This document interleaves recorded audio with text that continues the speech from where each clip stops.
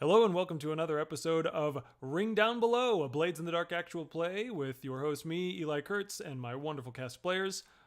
We are playing Blades in the Dark. It's a role-playing system that was developed by John Harper and published by Evil Hat Productions. It's a wonderful system, and we've been playing as some union organizing, illegal canal skiff racing gangsters out on the mean streets of Doskvol.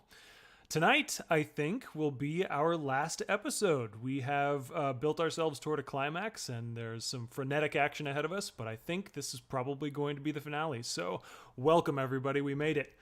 We're going to get into this pretty quickly, but before we do, I wanted to introduce the other players. Let's start off with Derek. The moment has passed. I was going to make a sex joke after climax. But anyway, Jeremy was too. I'm Derek. I'm a small part of the Mythic Gazetteer. Looking forward to getting back into the game. We've had some different issues the last month that we haven't been able to play, but I think we're all excited to get back into this and see what happens, to see what information or what we can lead to. I will be playing Clink, I think lovable mechanic of the Electric Geek, and just looking forward to see what mayhem we can make happen. And what mayhem you'll find indeed, I'm sure. Next, we've got Baron. Hello everyone, I'm Baron on the YouTube channel RWD Gaming, where I have some D&D live plays and various other games that I've run with the glorious help of my friends. I am stepping back into the role of Ezel Valeris, a thief and academic, and I feel like a growing trend with my character, someone who is out for revenge yet again, as it would seem I have a rival here on the streets of Doskvol. So, yes, indeed. It seems like revenge sort of this city is a breeding ground for revenge. And I am one to partake. So, as always, thank you for having me. It's also a breeding ground for old girlfriends of Clink. Oh God, no kidding. Well, not a breeding ground. That's the whole point.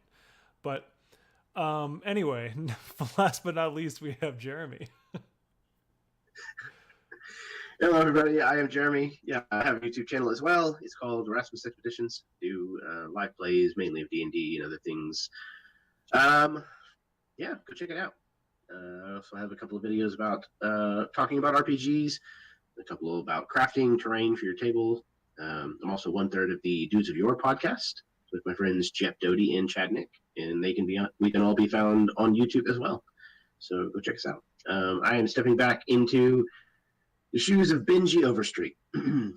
Perhaps, I think, actually, for the last time. It's probably true this time. Yes, this is potentially the last episode. So yeah, I'm really excited. Benji's spiraling of the infested drain has been very, very entertaining for me as a player to be able to live through, and I can't wait to see how exactly it's going to end. So I'm excited. I'll say, Jeremy, I really love how Benji's getting so dark. It's like, wow. Yeah, it wasn't my intention with him, but I mean, you're stacking on these traumas, and they're all like these horrible like afflictions, and I'm like, oh, all right, I guess that's what we're doing then. It's a lot, but you know what? Again, the mean streets of Doskvol, they don't play around. It chews you up and spits you out. It sure does. Okay, so let's get into this then. And as Derek mentioned, this show is produced by the Mythic Gazetteer. I and Derek sort of co-own the Mythic Gazetteer, and we're publishing all sorts of fun stuff. So go check us out. Anyway, let's get this started. Welcome, listeners. KMGX and its affiliated stations are proud to present Gazetteer Radio's program, Ring Down Below, a tale of labor and struggle from the pitch-dark canals of Doskvol. This, our looming metropolis, known to sailors as North Hook, is kept safe from the Deathlands thanks only to the dogged work of the Leviathan hunters, who prowl the seas for demon blood to keep the gears of Doskvol turning and our lightning wall burning through this endless night. We go now to the canals of Doskvol, where two titans square off for the last time. So, we find ourselves underwater, and as we rise up, we can see the void sea stretching out beneath us. blasphemous constellation shimmering below, and a cracked and bleeding sky overhead. It is pitch dark, as it always is in this damned world. And we move swiftly over the surface of the water, and we see ahead of us the crackling lightning wall of Doskvol. We go through it into the docks area. We can see tall, ancient warehouses of wood and steel. We can see massive Leviathan hunter ships. We can see people carrying goods to and from those ships, people who are bent under their labor. And we can see, of course, the now ubiquitous presence of the Imperial Marines in the docks area, because the Ministry of Preservation has cracked down on all these unionizing fools. But we're not sticking to the docks. Instead, we're going a little deeper into the city, quite a bit deeper, into an area of town we haven't seen much before. This is Six Towers. It is a realm that was once quite posh. Lots of stately manor houses and wide lawns, but over the centuries it has grown dilapidated, and the noble families have moved on to the glitzier neighborhood of Brightstone. All but a few families have left this place, and the empty manor houses have become home to many gangs and cults and other entities. But there are still canals in Six Towers. And in those canals, one in particular, there are a number of canal boats, skiffs, racing skiffs, illegal racing skiffs. And the Electric Eek happens to be one of those skiffs. Now, we need to start off by doing an engagement roll. So, what is the plan here? And what is the detail of the plan?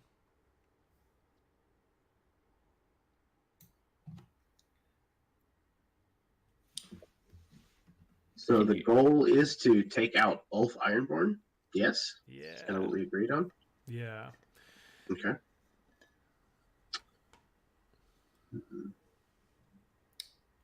Do we just challenge him to like combat or a race? Oh, he's in the race.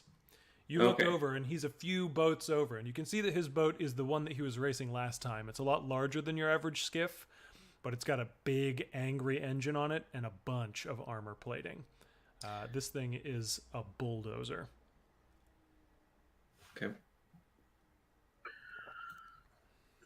So we have to pick one of the plans, right? Yeah. Is what you're correct. asking for?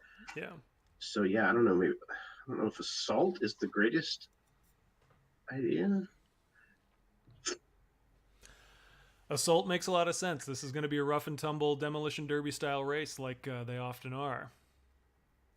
I don't know that this is the right answer, but I don't think you guys have ever done an occult score before. And I don't know how you would bring the occult into this race to like take out Ulf Ironborn, but that would be kind of fascinating. I think assault is like the more likely choice, but occult, I'm looking at it and I'm like, oh, Yeah, I think it would be neat, but I don't know if any of us are really the best conduits for like.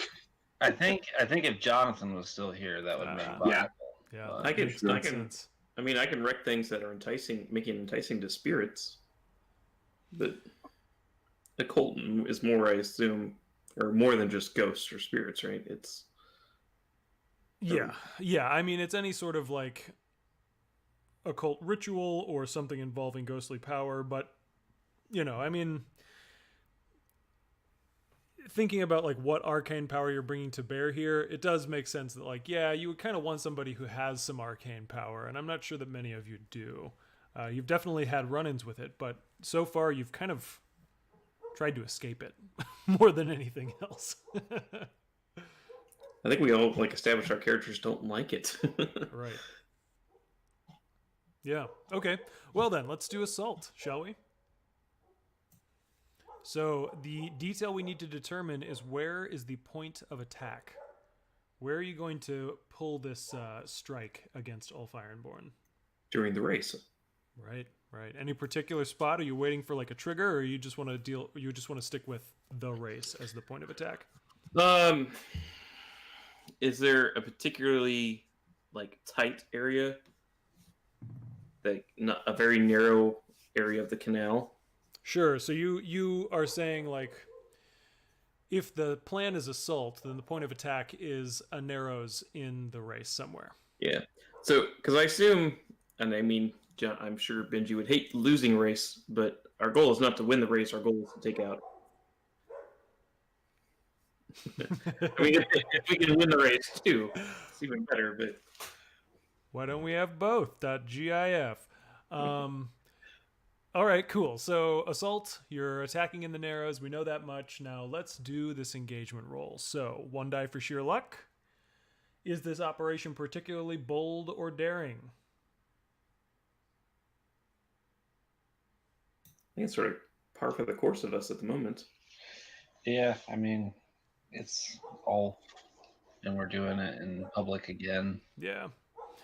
Yeah, so Ulf is fearsome himself, but the grinders are tier 2, whereas you guys are tier 3, so maybe that is going to make it like a little easier on you. Maybe this one isn't particularly bold or daring. All right. Is this operation overly complex? You gotta tell me what to do then on the dice. Do I take away or? Oh, add yeah, one? yeah. I think don't add a die there. Okay. Is this operation overly complex or contingent on many factors? Doesn't seem to be. No. Strikes me as fairly straightforward. Okay. So you don't need to lose a die there. Does the plan's detail expose a vulnerability of the target or hit them where they're weakest? We've already established that it is a big armored boat. And the detail probably not. is finding a narrows to attack from.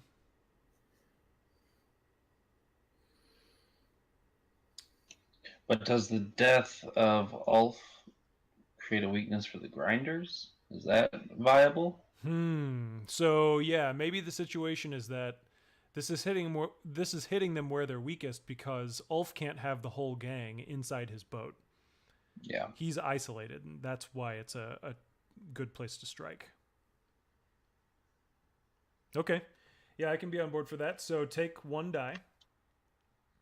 Is the target strongest against this approach, or do they have particular defenses or special preparations? They certainly do have a lot of armor on that boat. You might assume someone will attack him. Right. So -1 die.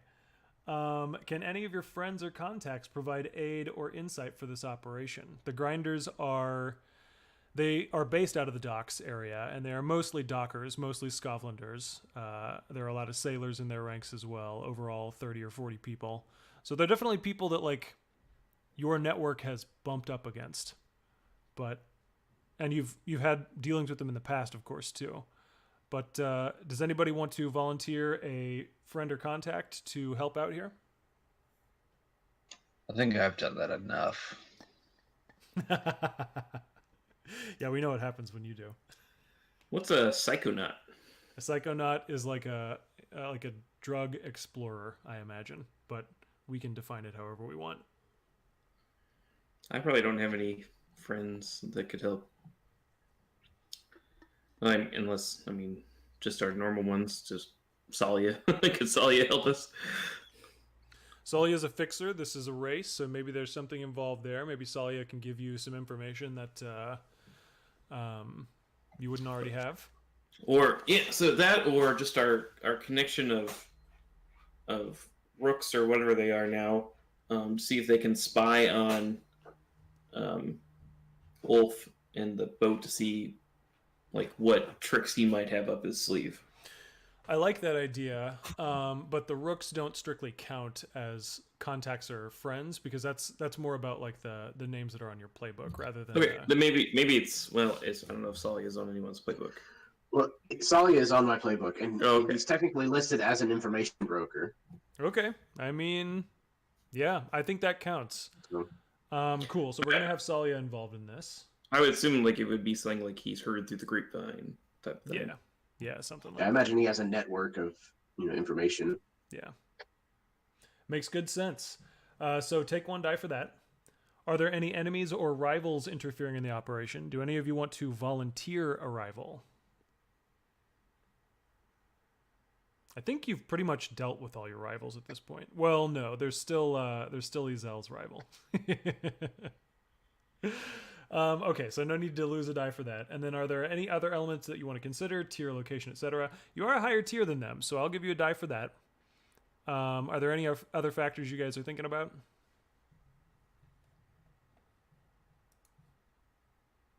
All right, cool. So how many dice is that, Derek? 3. Okay, so let's roll this and see how we start off. We got a 6. Okay, so you're in a controlled position when the action starts. All right, so the engines roar. The guy in overalls is standing at the side, and he waves that big checkered flag, and everybody just like guns it down this this canal. Nope, load first. What? We need to do load. Oh, load. Yeah. How much load is everybody carrying with them tonight? Everything I can carry. Clank likes that. He doesn't care who knows it. Just normal for me. Okay. And Benji, what about you? Actually, can I take that back? We're going I'm to also war. gonna go. This is war. Might as well go heavy. Okay. All right. And Benji, did you say normal or damn. heavy now? Well, shit. So bad. You better buckle up, Buttercup. This is war. I mean, we're already illegally racing, so what the fuck? Yeah, I'll go heavy. Yeah, all right. Cool. Okay, so the engines roar, the skiffs rocket down the canal. There's already a lot of jostling going on. But you are in the front of the pack. You know what's going on. You've raced this canal dozens of times already, and actually no. I guess it's 6 towers. It's new territory for you, but you're at the top of your game. This is the Electric Eek. It's a legendary skiff in the cities. However, Ulf is barreling his way through the competitors. You know, he's basically just straight line and like pushing other boats out of the way. There are grinders who are on the back of his boat with these big like crate hooks, and they're just like whoa, and they're like cutting gas lines on other skiffs, and they're slamming them into people's chests. It's a brutal display. They're gaining on you. But what I want to know from Giselle is, where are you in the docks so that you can be ready to take out the leaders of all the various grinder gang cells?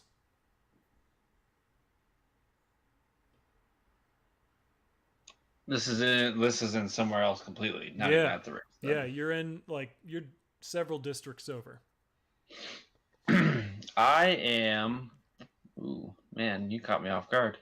I am atop the rooftops. I am on the rooftops, I would imagine. And let me revise that. Okay, so you don't have to be in the docks. You can be anywhere in the city. But where are you for the task of taking out the gang cell leaders?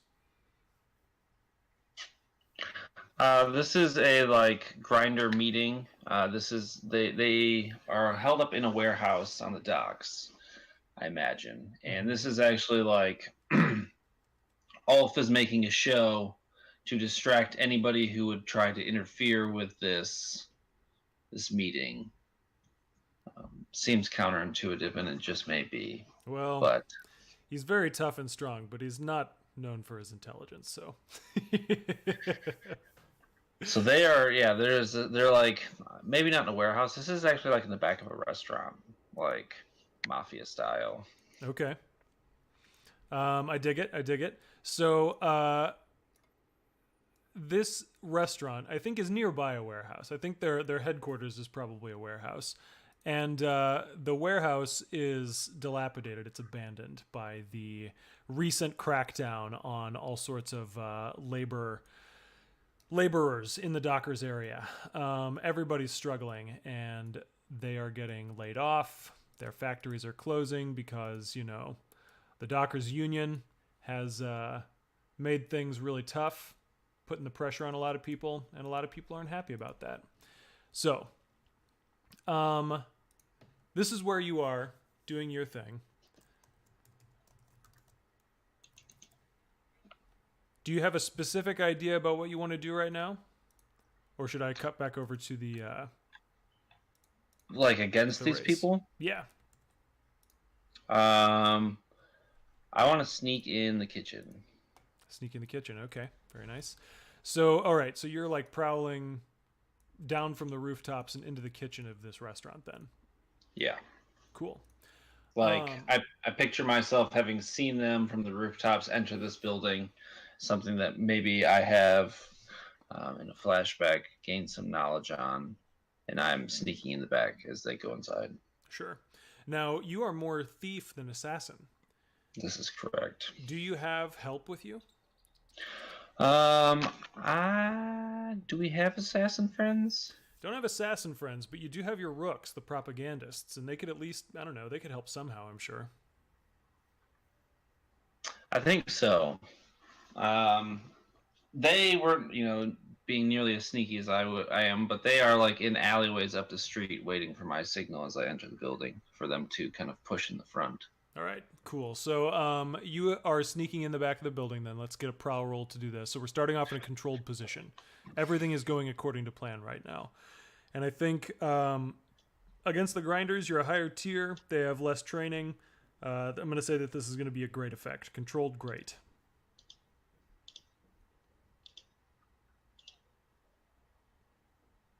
All right.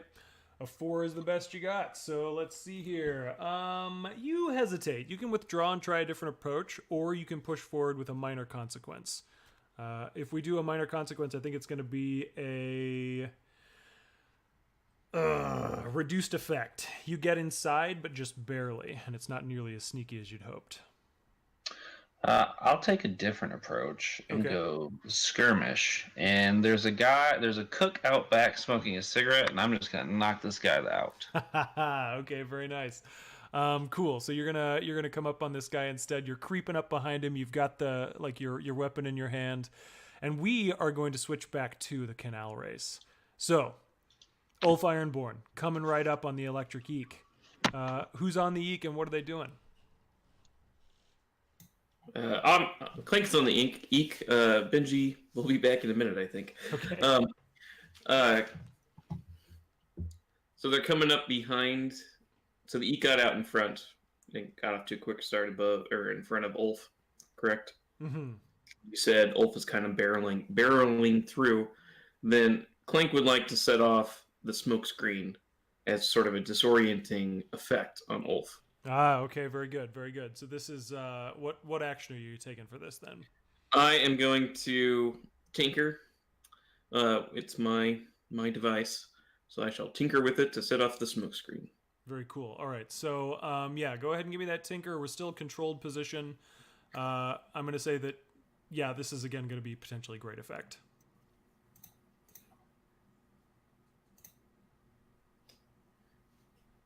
Ooh, still just a 4.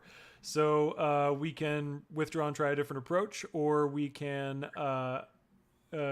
continue on with some sort of consequence. And I think for consequence, it would be the smoke screen goes out and slows them down, but they've got guns and they fire on you. So it would be like lesser harm, probably grazed.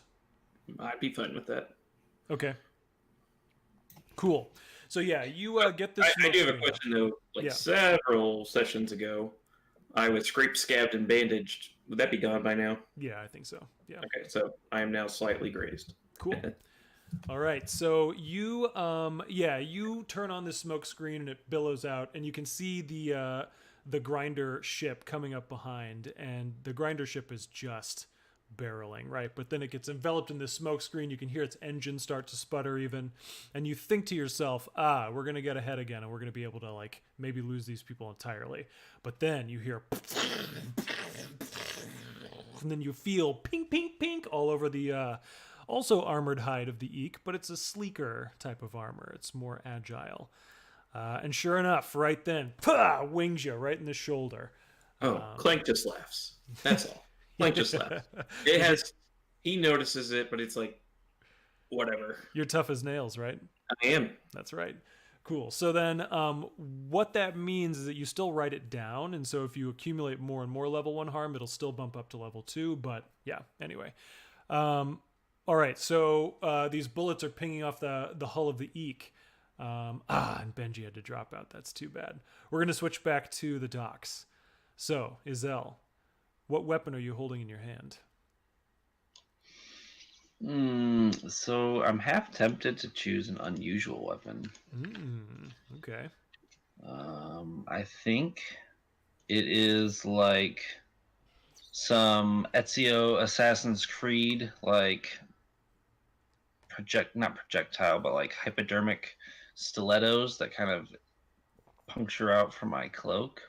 Very cool. Yeah, I love it. All right, so give me a roll. Let's see here. We're still in controlled position. You have a great effect still, I think. Okay. What's the wrong one? Great effect. Give me something good. God damn it. Man. Okay. So you can do it, I'm going to say, but you're going to end up in a risky position. That's fair. So you creep forward. You've got your stiletto things, and you use them against this cook guy, but it doesn't act as quickly as you thought it would. And the guy turns around and sees you, and he feels like this poison coursing through his veins, and he's like, "Oh, stop! Ah!"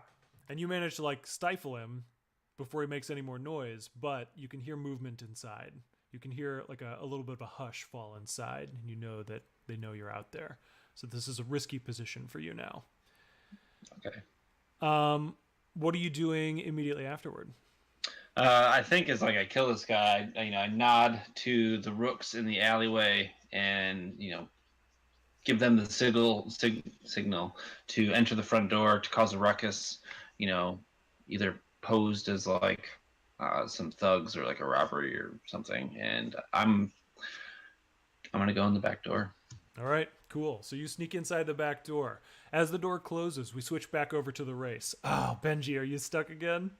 Man. Poor guy. I would say when Jeremy comes back, just let him take his turn. Yeah. Well, that's what I'm thinking. So we'll switch back to the kitchen for now. But as soon as Jeremy gets back, we'll switch over to him so that he can get an action out, okay? Okay. So you sneak inside the kitchen, and you know that there are people inside there waiting for you. When you get inside, you see that there's nobody immediately in the kitchen, but you can hear noise coming from the next room over, and there's steps headed your way. What's your plan?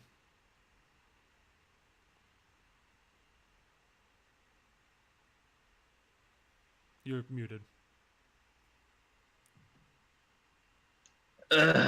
So I'm going to lace up the God damn it. I had this perfectly worded when I said it the first time. I'm going to tighten the laces on my shadow cloak and attempt to put myself in a position where I can like ambush this person. Okay, so the kitchen is dark, and you've got your shadow cloak. And so, yeah, you hop over into a corner. Like I said, it's risky. The guy who comes through is definitely a big, tough, living on the edge, scav kind of guy. And he kind of lumbers into this room, and he's looking around. He's got an electroplasmic torch in his hands that he's like shining in different places. And you're gonna prowl to do an ambush and like get him from behind. Yeah. Okay. If that is applicable, I know prowl's more of a movement. Totally. Yeah, it's also an ambush with close violence. Okay. Yeah. Maybe I am good at assassinations. Yeah, right. We'll see. So, like I said, risky position, but I think still a great effect. You're actually, even up to exceptional. So extreme. Yeah. Yeah. I'll take it. Oh my god. Well, as a risky thing, you do it. There's just going to be a consequence. Yeah. So you have exceptional effect. I think here's what I want to do. You stab this guy, and then the camera kind of pans out of the kitchen window, and it moves along the side of the building, and it's a shot of you kind of working your way through and just taking down everybody who's in your way, or like sneaking past them or whatever, so that you can get to the meeting where these leaders are. Because with an exceptional result, I think you should probably just finish this scene here. Yeah, that's fair with me. And I think the result, though, is that you're going to have level 2 harm. Okay. One of them stabbed you at some time. One of them injured you at some time. But I want you to narrate what happens and how you get injured. Hold on 1 second, fellas. Or you can resist. You can resist, yeah.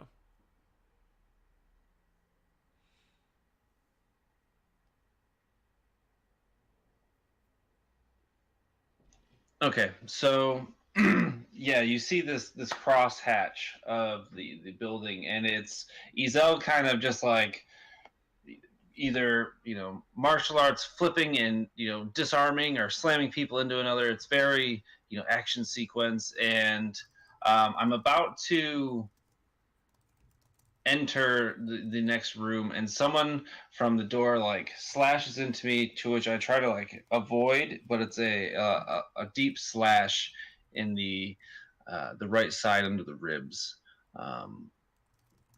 And as he kind of does that, I disarm the weapon and I use it to kill him. Nice. All right. Very good. And then, so this is like the last of the gang leader dudes that you're taking down. Oh, if this is the gang, then this is like Boondock Saints, where I drop in from the ceiling and like shoot everybody. Nice. I love it. All right. You've got a few pistols kind of stuffed away on you. Yep. Very cool. I will actually take 2 pistols as my inventory, so I don't forget. Sounds good to me. All right. So while this is happening, the propagandists are outside and they hear gunshots. So they come running inside with like pistols drawn, and they see you kind of sitting on a table or something around in the middle of all these dead bodies. And what's your line to them as we fade away?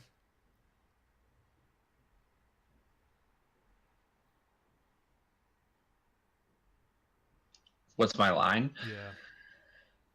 I don't think there is one. It's more of a calling card. Okay. It is the I think it's like it'll be a dagger, bladed on one side, the other side serrated at the bottom, and kind of just comically there's like a piece of twine and like I want to say like a thrift shop tag, like the cardboard, Mm-hmm. and it'll in like a neat cursive say Umbra. Wonderful. I love it. So you're not even there. No. Yeah, sounds awesome.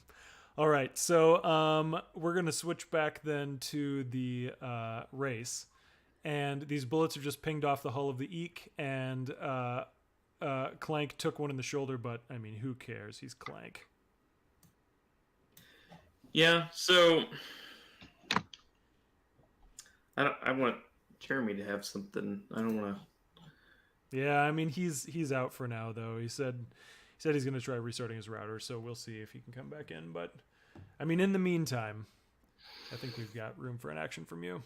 Okay, so I would say the smoke screen slowed them down a bit, right? Yeah. So, but they're still coming up, but it means they're coming up slower. So when they get close enough, Clank is going to attack back these people that shot at him. Very cool. All right, so what are you using to attack?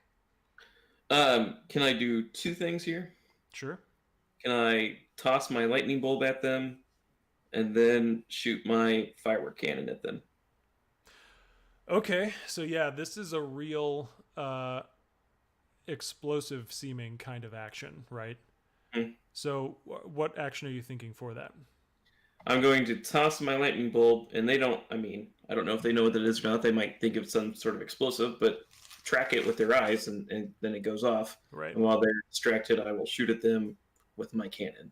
Sure, but I mean, like, what action rating are you choosing? Oh, okay. Well, I'm going to wreck them. Yeah. Okay. I think that makes sense to me. And I guess I'm probably shooting more at the boat than at them. Sure, yeah. So you're throwing the lightning thing into... Oh, maybe not. Oh. Speak of the devil. Let's see what Benji does first. Is he back? Okay. Benji, go. Jeremy, we missed you. My God. I hope it's back to stay, man. That seems frustrating over there. I'm like pacing around the house trying to wait for this stupid thing to reboot. Ay, ay, ay. Okay, well, we did just switch back to the race, and basically the last thing that happened was the smoke screen thing. Were you there for that? I think so. Okay. Clank tried to pop a smoke screen and he pulled it off, but they shot guns and ended up scratching. Yeah, that's him. right. Tis a Okay. scratch. And Clank has a plan, but he's not. He's gonna have to wait until after Benji gets a chance to maneuver a little bit. So what's your idea right now? Okay. So they had knocked out most of the rest of the competition, or at least pushed their way up past them. Yeah, it's you two up in the front right now. Okay. Is it just him in the boat? No, he's got a couple grinders in there with him. They've got some nasty cargo hooks that they're using to like cut people down. Okay. So what I'd like to do is I want to run into a gondola, like a gondolier, Okay. and cause him to kind of like falter and fall back in such a way that he's going to hit one of those grinders that's not paying attention. Oh shoot, this is like some precision crashing you're causing here. I love it. Okay, so we are in a risky position, I think, because Okay. the gondoliers are a faction all unto themselves, and they're kind of folk heroes. So like, good guys, quote unquote, like the Electric Eek, messing with some gondoliers. That's you're a bad boy. I am. All I'm right. vicious. So let's see how this goes. We're talking risky, and I think this is like a heck of a thing you're trying to do. So I'm gonna say it would be probably limited. Okay. Yeah, just because you're gonna have to get a really good success to actually like nudge a gondolier, knock a grinder off with that gondolier. Yeah. Fair enough. Yeah. Do you want to push yourself or trade position for effect or anything like that? If I push myself, I can choose either to change my effect or a bonus die. Or Is add that a right? die, yeah. Yeah. Okay. Then I am gonna push myself, which is Okay. 1 strain. Yeah. Or is it- Two two stress, yeah. Okay. And Clank, are you interested in assisting? Yeah, so can I assist him with my lightning bolt as more of a distraction then? Oh, sure, yeah. So you'll just take 1 stress, and then Benji also gets an additional die for that. And then, I mean, hopefully, like, using the lightning bolt will increase the effect. Hopefully. Yeah. Okay, so risky and great, and then +1 bonus die. Yes. Let me make sure, though. So you did risky and limited, and then you pushed to standard. Mhm. And then I think Standard. Oh. I think it should stay at standard because, like, Derek, you can assist, but it only adds a die when you assist. You can't increase effect when you assist. Oh, well, then I'm not using my lightning bolt, but I am assisting. Okay. That's fine. Yeah. Okay, so risky, standard, And 1 bonus die. and 1 bonus die. All right, we'll get this. Yes. Oh, all right. So you do it. You somehow miraculously weave over to this gondolier just enough to get him off balance. Whoa! And then he falls over. And Clank, what is it that you do to assist this happening so that the gondolier knocks a grinder off into the water? Can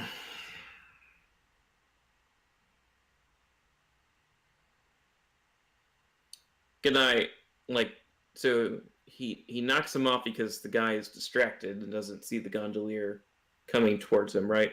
Yeah. So Clink yells out about, "Your mother really enjoyed it last night." And the grinder the grinder isn't even like, he doesn't fall for it. He's just like, what? And then the gondolier smacks into him. So one of the grinders falls off of the boat, but we're no closer to actually killing Ulf with this. You've just taken out one of the threats that is posed against you specifically. So what are we doing to attack Ulf directly here?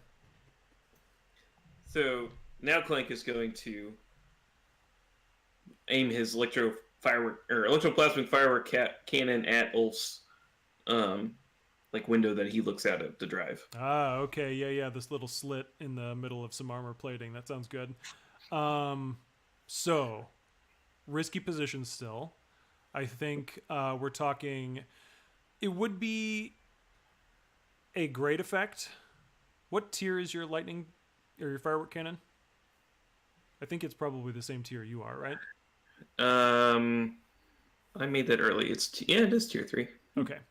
So tier 3, and you have... This guy's got some really thick armor here, and this is like a precise shot, so I think it would be a great effect, but I'm going to make it standard instead because of the precision of the shot, right? Okay. Then I'll trade position for effect. Okay, so you're going to desperate up to great. What are you doing to guarantee that you shoot through this window? I'm going to jump onto the boat. I knew it, and I love it. Oh, Clank, you mad bastard. Okay. So desperate and great, and I don't think you have any bonus dice right now, right? Oh, I get a bonus die. Oh, yeah, because you're doing a desperate action. I am a daredevil. That's right. Okay. Well, And I'm reckless. let's see how it goes.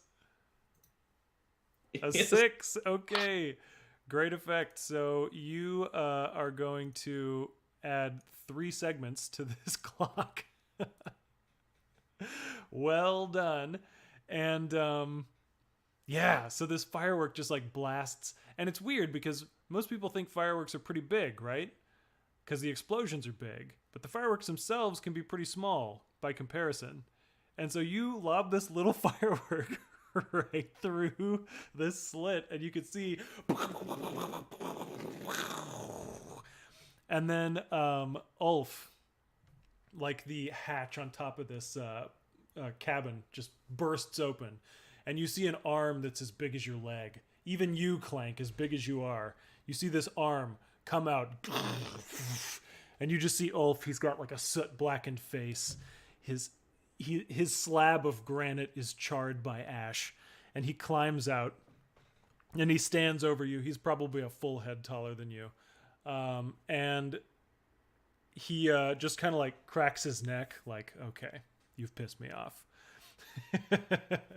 Izel, I think that mission to take out the gangsters was probably a flashback. What are you doing over in this area now? I am. Is there a crowd that has gathered to watch this race? Oh, absolutely, yeah. There usually isn't a crowd that gathers like on the route, but definitely at the start and finish line there would be.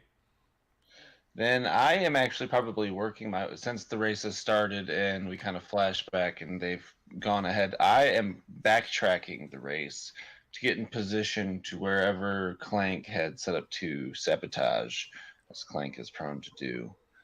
So I would be able to assist there. Okay.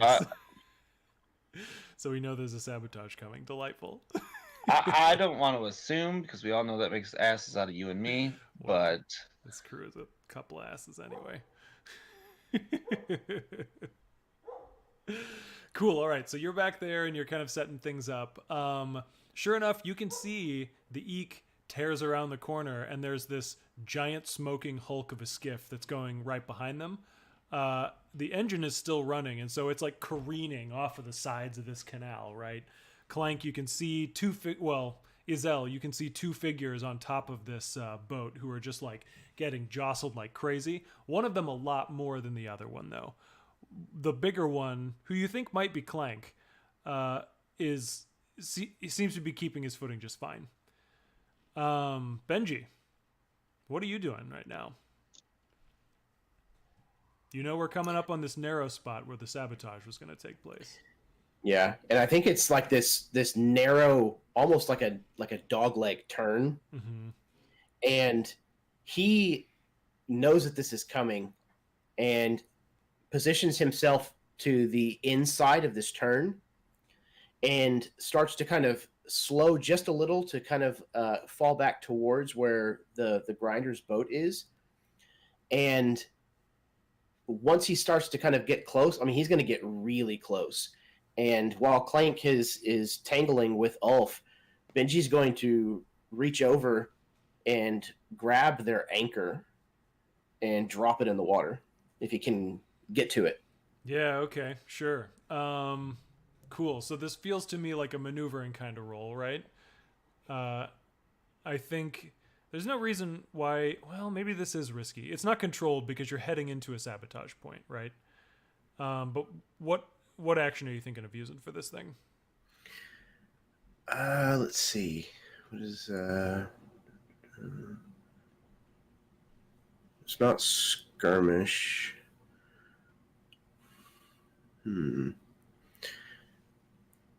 Well, I mean, it certainly sounds like wreck, but I am not a wreck type person.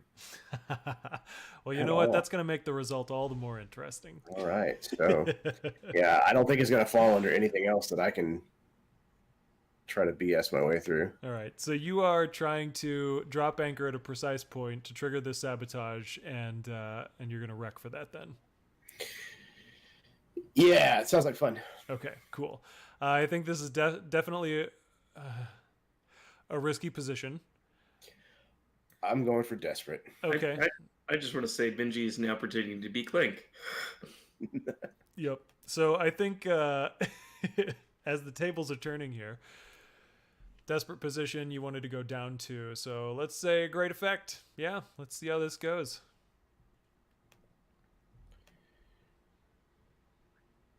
Hold on your butts. Oh, a 3. It's the worst outcome. Yay. So here's what happens. You are going to lose this opportunity for action. You are going way faster than the boat should have been going. You were expecting his boat to be able to keep up a little better than it has by now, thanks to Clank's interference. And so you blow right through the sabotage point, and you trigger it, and you can see that like the stuff explodes and the stuff falls.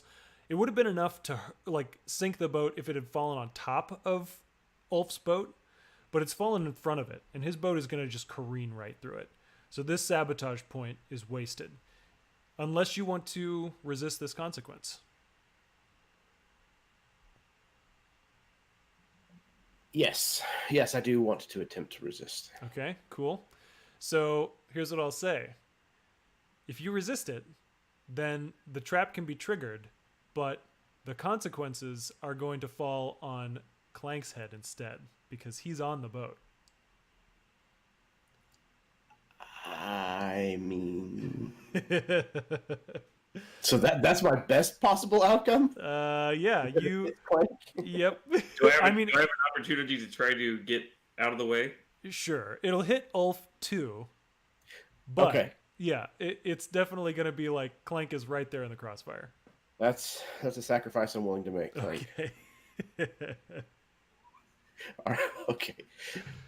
So prowess, no bonus dice. So okay, so you gain 3 stress for that. Okay. Oh boy. So you realize just as you're going into this, oh crap.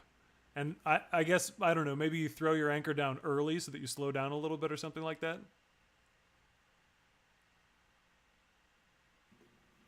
Yeah, I imagine there's probably like a kill switch on the engine. And Benji just kind of like pulls that, so it just kind of like completely goes dead in the water. And then starts trying to ratchet the steering wheel to the side.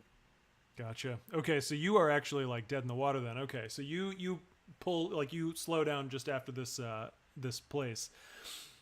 Clank, you're on this boat. It's already jostling you left and right. You haven't even been able to like try and hit Ulf yet because the boat is throwing you everywhere. That's okay. I'm gonna Batman out of there. Okay. With the magnetic line thrower? Yes. Here's what I want to know. Izel, how do you assist him? You see, I am carrying...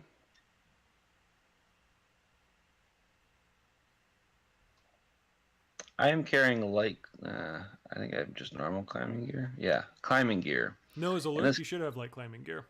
Yeah, I mean, I don't think light is necessarily going to do what I'm trying to do. Gotcha. I have all of my climbing gear because I have so much fucking room for everything. And I have made like a web of metal like plates from my climbing gear that he has plenty of targets that he can magnetically attach to. Cool. All right. Okay, so you've got your light or your climbing gear set up in such a way that there are a bunch of targets for this line thrower. Cool. I love it. Yeah. So that's one stress for you. And then Clank, you're going to get an additional die for sure. This is certainly a desperate action, so that's another bonus die for you. Can you have assistance from more than one person? I don't think so. Okay. So I'm going to prowl this. That's what I'm doing. You're going to prowl? Yeah, I'm prowling out. Okay. It's I still mean, going to that's be desperate. I think I know. That's just like, that's the climb, swim, run, jump, tumble thing. So Right. And I think your line thrower is only tier 2 or 3 as well, right? I think it's only a tier 2. Okay. It's an older thing. Well, so tier Yeah, it's only 2, tier 2. with going up against a tier 3 trap that you've set yourself, I think that's actually going to be not a standard effect, but a limited effect. I just need not to die. Right. But Well, right now, well, in that case, let's. I think limited effect Push means that you're myself. way more likely to actually suffer a harm anyway. So you're going to push yourself? Yeah. Okay. So you're going to go up to standard effect? Desperate standard with 2 bonus dice? We'll see how it goes. Is you counting my extra bonus dice already, or for pushing myself is the extra? Bonus die for desperate, bonus die for assistance, and then pushing yourself goes up from limited to standard, right? Okay, there we go. Cool. That's fine. 2. Hey, there's that critical. All right. So between the 3 of you, you managed to bring down these 2 like ruined walls or walls of ruined buildings down on top of this canal, and just all the stones they get all over the top of Ulf's boat, and you can see there's like a pile of them, and his hand is just sticking out of one end, but it's like clawing its way back. He's not dead just yet, but then the boat like idles in the water because a lot of these rocks have just punched holes right through the bottom and made it super heavy. And so the boat idles, and then it starts to list, and then it sinks, and you can see this massive arm trying to get out from under all these stones, but doesn't manage to make it. The ship goes under the water. There are bubbles for several minutes. You guys watch to make sure. And then eventually you see this massive back float up to the surface of the water, and it just lies there, face down, dead. Ulf Ironborn is no more, thanks to the valiant efforts of the Electric Eek. However, I want to know, Salia was involved with this, and you've taken out Ulf, you've taken out all the leaders of the grinder cells. What information did Salia give you to connect all these pieces and finally take over the grinders when this is all said and done?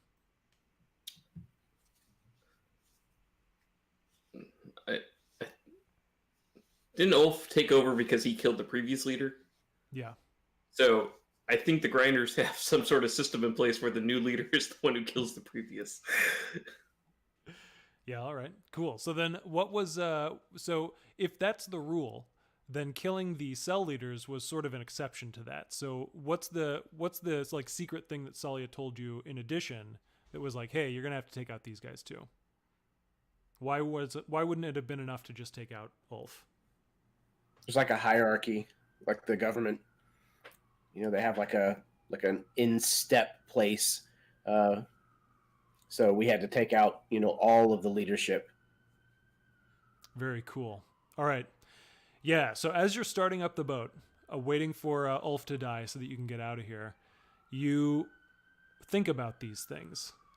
And all of a sudden, the Electric Eek engine roars to life again. You barrel off down the road. And because it took so long to wait for Ulf to die, You're actually not going to get first place, I don't think, unless somebody wants to make one last roll to see if it happens.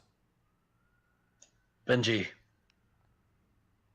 Let's just do this as a fortune roll. It'll be 3 dice for your tier 3, and position and effect don't matter.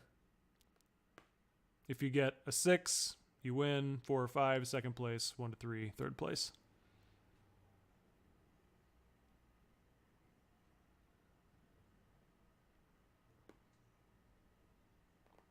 All right, second place, alas. The Eek really tears through the rest of the course, tries to catch up, but one boat got in front of him. But you know what? It's okay, because it was the Dockers Union boat that made it through. You got to give it to the homeboys, right? Yeah.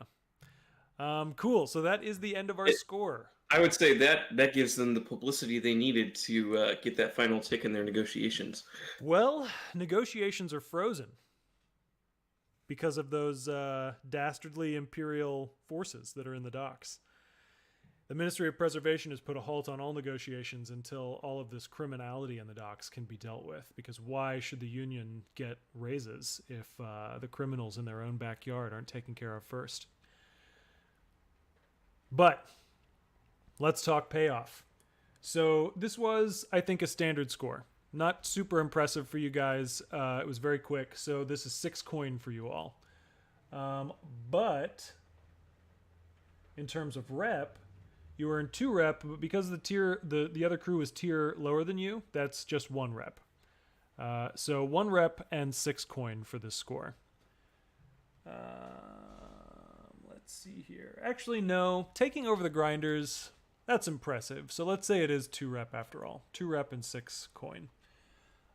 Heat. This was not all that contained. It was out in the open. So I think this is 4 heat for sure. It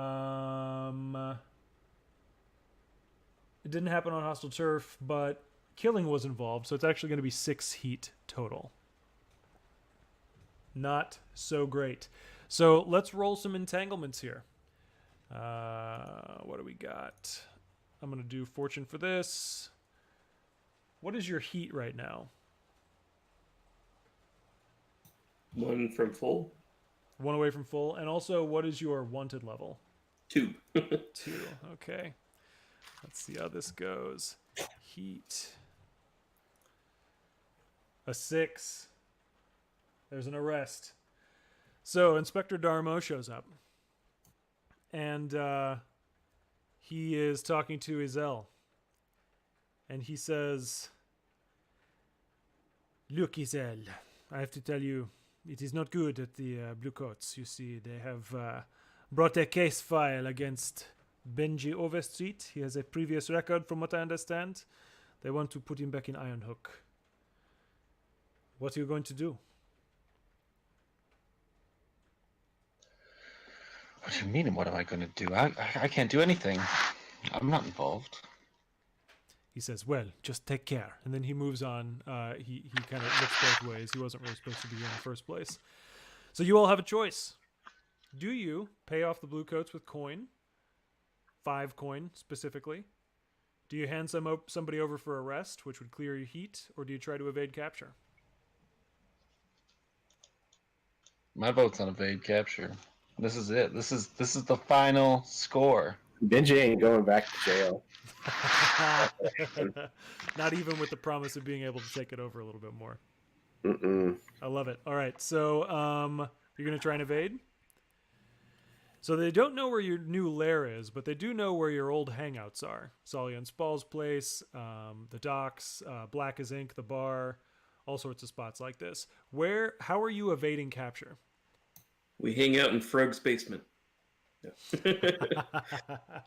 Yeah, okay. Yeah, we've just been living at Frog's house. Forgs and Noble, that makes sense. So let's do a group prowl roll. Who's going to lead this? I'll do it. All right. So everybody roll prowl. Izel will take stress for any failures, and position and effect don't matter for this.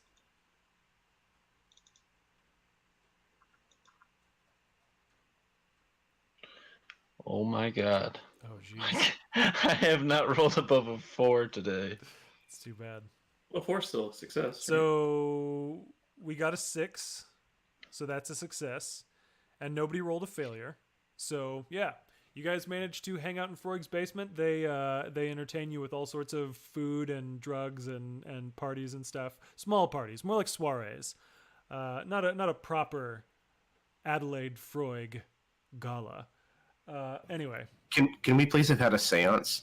Oh yeah, absolutely. Are you kidding? Oh, yes, friends, you must come over. We're going to talk to ghosts. Yes, I know they exist on the street corners, but we are going to talk to a special one. They're going to summon it from beyond Clank the does not veil. like that idea and secretly wrecks the area so it keeps ghosts away. And at the end of it, Addie's like, "Oh, how very disappointing." Well, more drugs. Cut to downtime. So you each have 2 downtime activities that you can do. And we have some ideas about what we want to do, but I know for certain that you're going to take over the grinders right now. So I would like at least one of your actions to be about sort of consolidating that power. I'll do that. And I don't care which If you action you gotta use do. to justify it. I just want to make it part of the story. Are we each doing one of our actions to do this, or just one person? I wouldn't mind doing something because I'll train resolve just to blow something, but that way it's practicing like consort sort of. Makes sense to me. Yeah, go ahead. So Clank will go to these now leaderless peons of a gang and tell them how great it is working for Benji Overstreet. What and your training? You said. Yeah. Okay. Train resolve. Chat up the grinders. Very nice. He tells them about all the benefits. There's a dental plan. Oh wow, very good. Do you have an idea for a second downtime activity in mind, or do you want to I would like to reduce stress. reduce stress? Yeah, sure. How are you doing that? I'm making sandwiches for all these people. For the grinders? Yes. I love that. Let's see how it Hey, goes. hey, Clank, you want to do it really fast? You want to see how fast you can make all these sandwiches? Sure. So Benji and Clank are making sandwiches for the grinders to win them over. Yep. And they're racing. As fast as possible. That's delightful. Okay. So you rolled a 4, it looks like. Very nice. So I will reduce it by 1. All right. I reduce it all. Nice. And Benji, what about you? You're indulging vice? Yes, I am.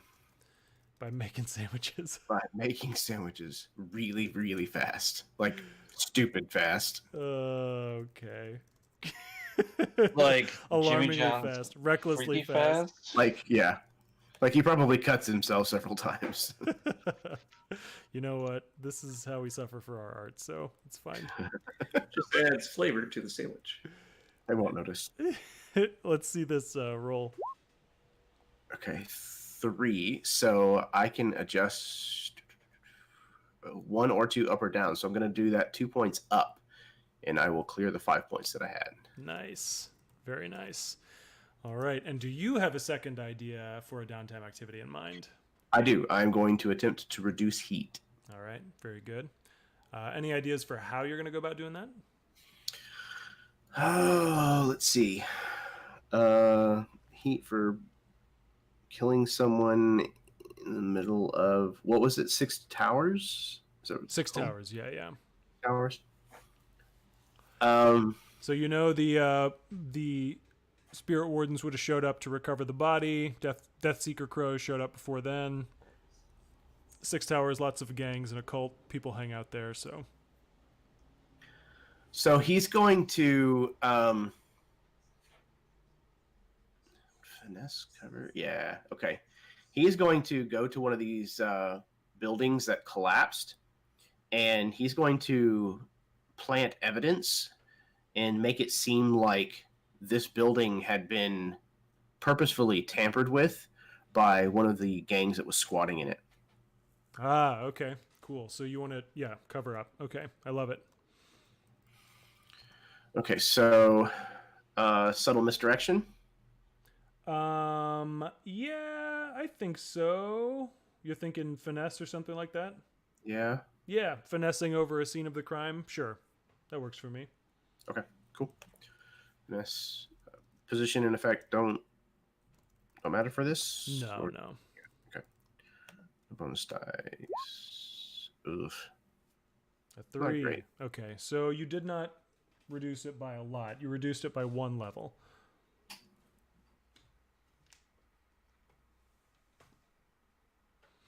All right, now Umbra, what about you? I am going to also reduce stress by converting my coin into stash to send to my father to bring him home. Hey, all right, cool. Yeah, because let's see. I think you are 1 away from finishing that clock, or did you finish it already? I don't remember, actually. Yeah, you're 1 away. So, yeah. Cool. So, yeah, you want to indulge your vice to My- reduce my- stress. Yeah, my vice is obligation, so I figured this is kind of like a 2-part thing. I'm working on filling the clock and fulfilling my obligation to my dad. Gotcha. Cool. All right. Yeah, yeah. So maybe you are like researching, you're indulging academics by like finding the best exchange rate or something to get from your stash. I made a quick play on the stock markets, I guess. Yeah, yeah. You did some day trading. Sounds good.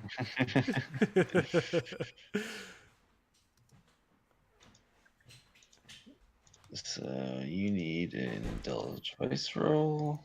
Mm-hmm. 3. I'll 3. take So it. you reduce 3 stress. You clear that or anything? I have one pip. That's but not bad. One pip is better than 4 pips. Not bad at all. And then you want to do a long-term project to bring your dad home? Yep. Or, get the gears turning? Yep. And that's just any kind of ability. Yeah, whatever you think is appropriate for, like making a payment and sending it off. Consort. Consort makes sense. Yeah, okay. 5. Very nice. Okay, so a 5, you fill it 2 segments, and you already had only 1 that you needed left, so congrats! You successfully send this money off. I think, let's see here. So you probably talk to Salia first, and Salia leads you on a goose chase. But eventually you do find somebody who knows where... Or no, I guess you would have talked to Black, because he knows what's up here. Yeah. Yeah. Okay, so you talk to Black. Black is like, yeah, okay, I'll make it happen. Don't worry. And yeah, you send the money off, and there's a very hopeful moment for you before this storm that's coming. Let me see here. I'm trying to Fitting. think. Is there anything else? That's it for me. I'm effectively out of money. I would like to spend some coin, and I might be going on a spending spree here. Okay, so I have various plans to build different things, but I can make something I've already built before and just make it better. If you've already finished the formula, then you can craft it again. Yes. So I would like to spend a coin to craft a new electroplasmic firework cannon. Okay. Yeah. Let's figure out how that goes. So one coin. Crafting. Make a tinker roll to determine the quality of the item that you produce. And I get a +1 result because I'm an artificer. So position effect don't matter, right? Position and effect do not matter. Although I think also we have the workshop upgrade, so that's also +1 quality. Oh, okay. So +2 quality total. So just remember that, I guess. Yeah. And So what I do got we 5. a 5. Okay, so 5 quality level is equal to tier, but because you get these 2 quality upgrades, it's actually tier +2. So you have a tier 5. You said firework cannon or line thrower? Firework cannon. Oh boy, this is a military grade firework cannon. I mean, can I keep doing that? uh, I mean, I have a 3 and a 5 now, so that's fine. But if I rebuild my stun gloves to see what happens with that, oh sure, yeah, why not? okay. And then I still have these other ones, so I could like give my lower level tier to Ezel or Benji, right? Yeah. Okay. So I'm building new stun gloves. Oh, that's not as good. A 2. So it would be tier -1, but you actually get up to tier +1. So it's a 4. Yeah. Okay, so that's still better than my tier 3. Yeah, no kidding. So you've got tier 5 firework cannon and tier 4 stun gloves at this point. Okay. Tier 4. I would also like to make a new lightning bulb. Okay, sure. Yeah. Why not? Complete the set.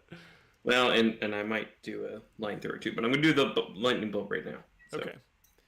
It's gonna like melt people's skin off. Yeah.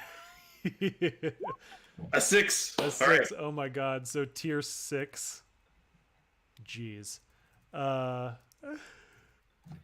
So I would assume that actually does some damage, but like, yeah, I think so. It's catastrophic. It'll. I'm gonna say the lightning bulb is so electroplasmic that it can damage ghosts. cool. Okay, yeah, let's do it all. Let's do the line thrower now. Jeez. Who needs coin? Okay.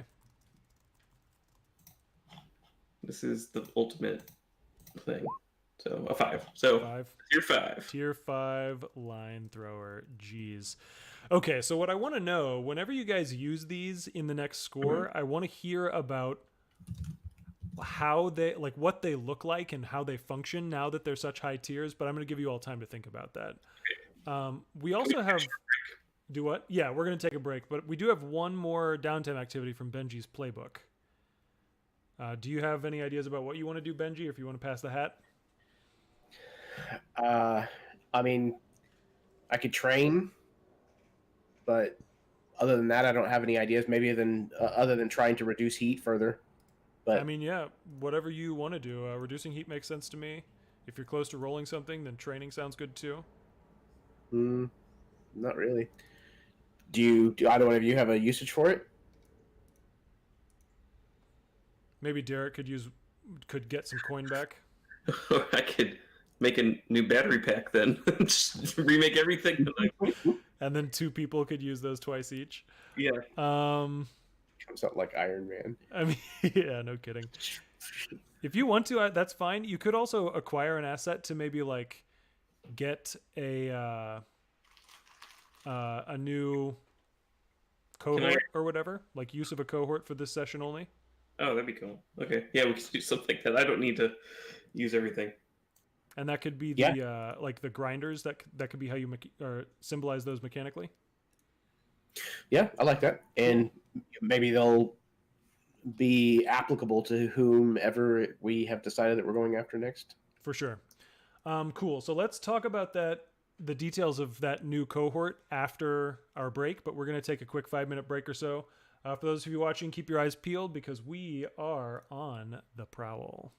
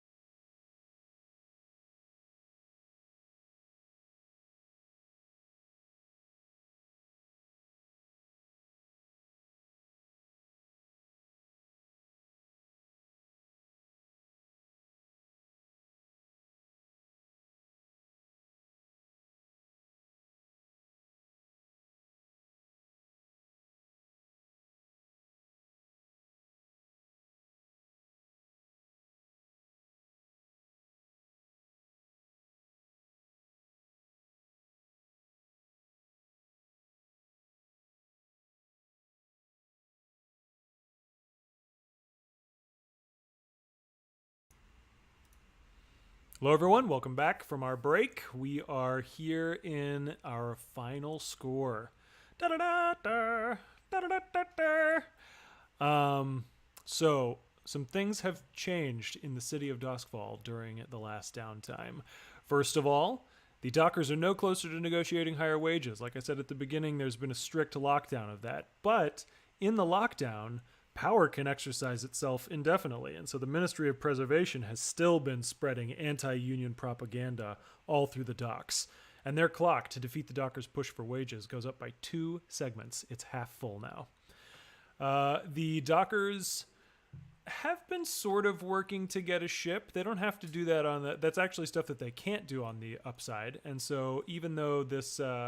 wages thing hasn't been working out, they are going to fill some of that clock, and they are now only 4 segments away from getting their own crew and ship to go out on the Leviathan hunting journeys of their own.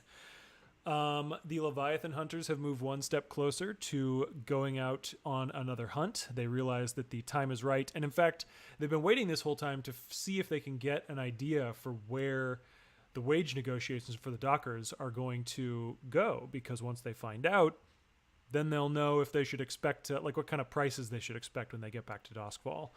So they've been waiting, but they're getting to the end of the point where they can wait. The season is starting to come to an end. The Bluecoats got a little bit closer to finding out the truth of who murdered LaRose. That's something that you all haven't done anything to cover up in a little while. And you find that they edge 1 step closer. One of the Docker propagandists comes by and tells you that bit. Benji, you have filled your dream deciphering clock already, I think, right? I think so, yeah.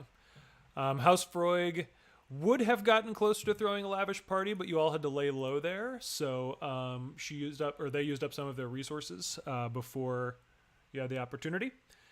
And that is the long and short of what's been happening in the city. Also, no, I'm sorry, one last thing. You didn't pay Roslyn money to be able to do this race, and she gets fed up, and so she is 1 segment away from acting against you if you don't do something to appease her.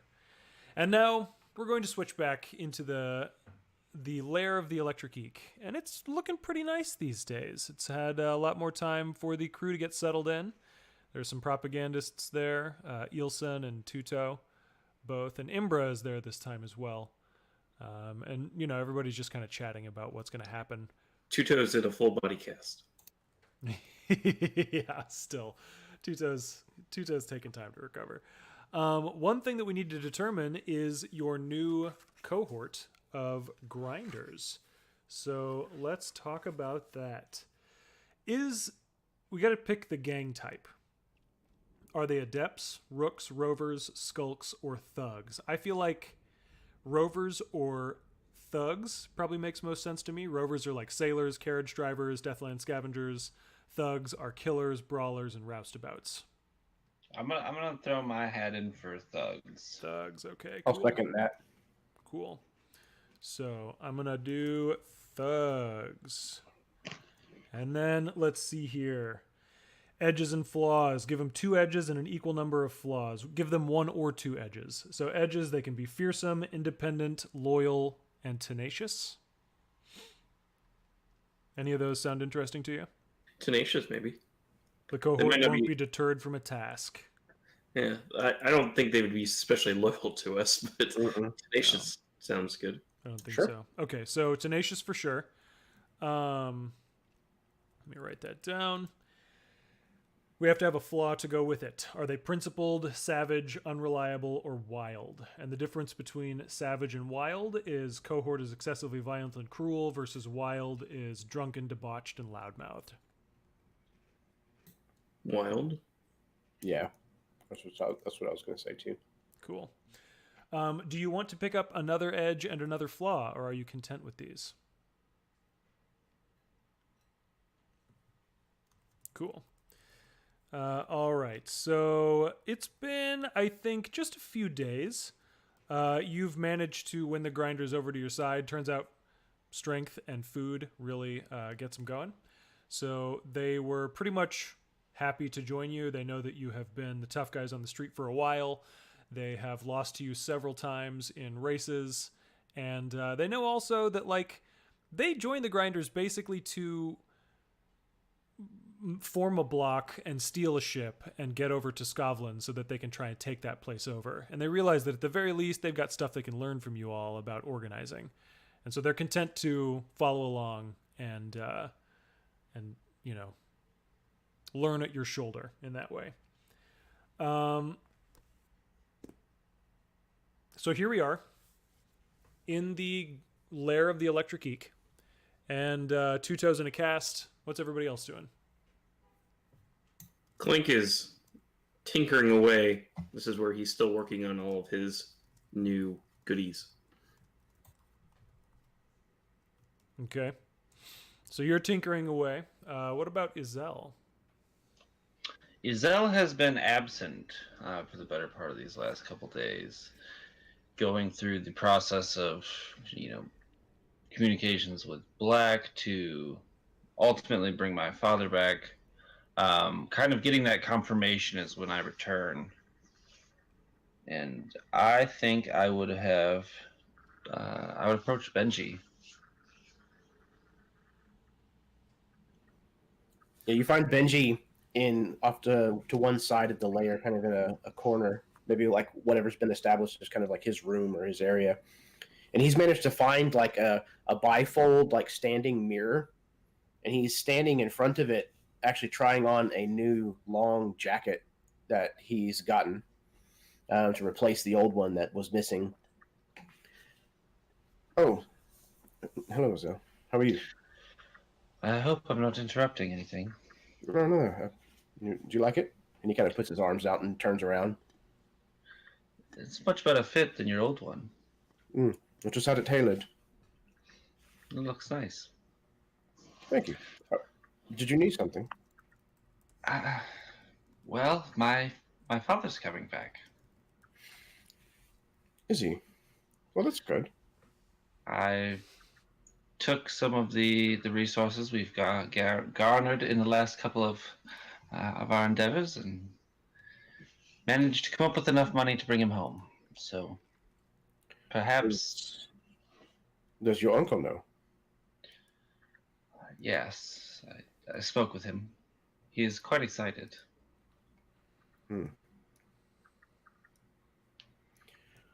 Well, I'm happy for you at least. That's that. Thank you. Thank you, Benji. You should maybe bring him by sometime. You can say hello. I think I'd like that.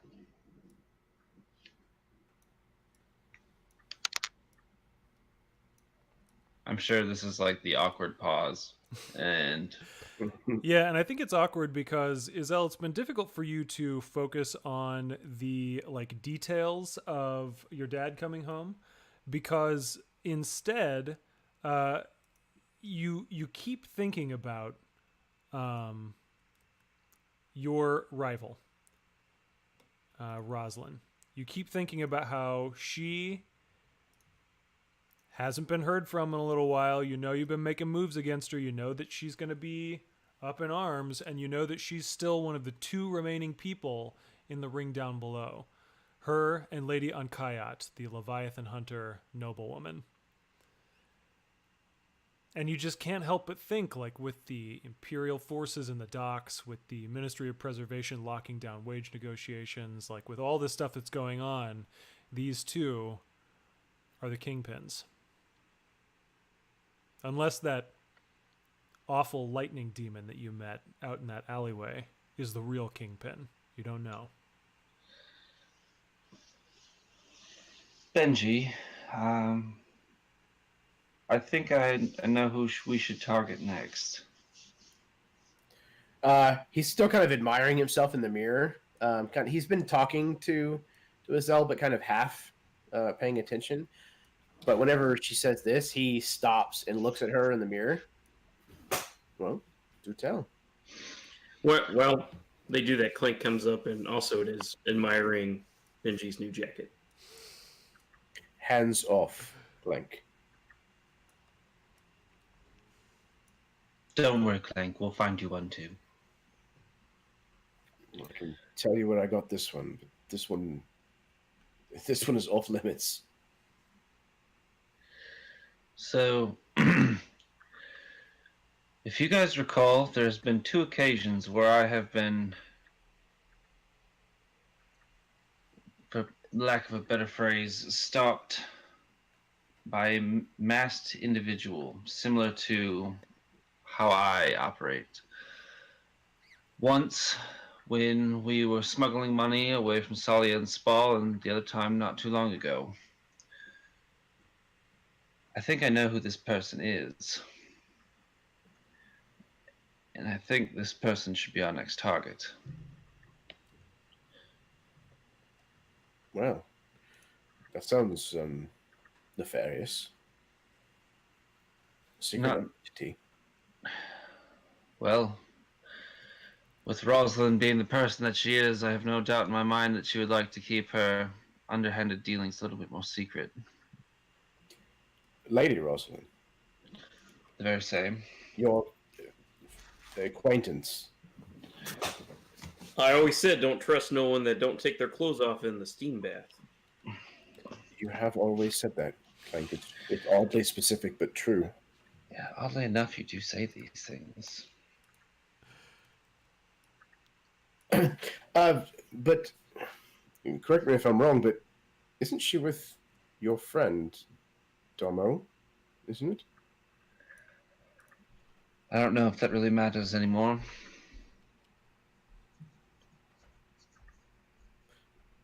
Her being with Domo wouldn't be the basis for your suspicion, would it? Oh, come now, Benji, you know me better than that. Maybe, perhaps. No, her ties with the magistracy of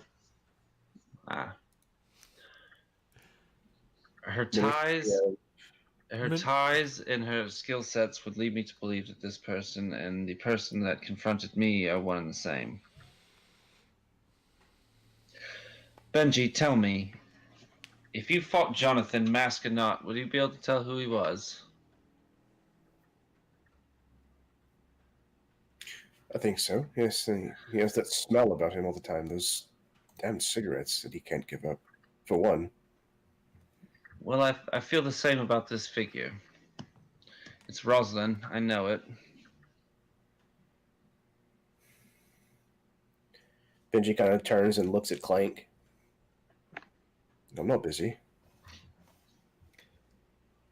I could blow something up. You're certain you want her dealt with? I'm certain. Benji kind of turns and regards his reflection again, kind of like pulling his collar up, as if like the way he would wear it when the rain and the fog are really heavy. And he kind of smiles at his own reflection. He says, well then, seems we have ourselves a job.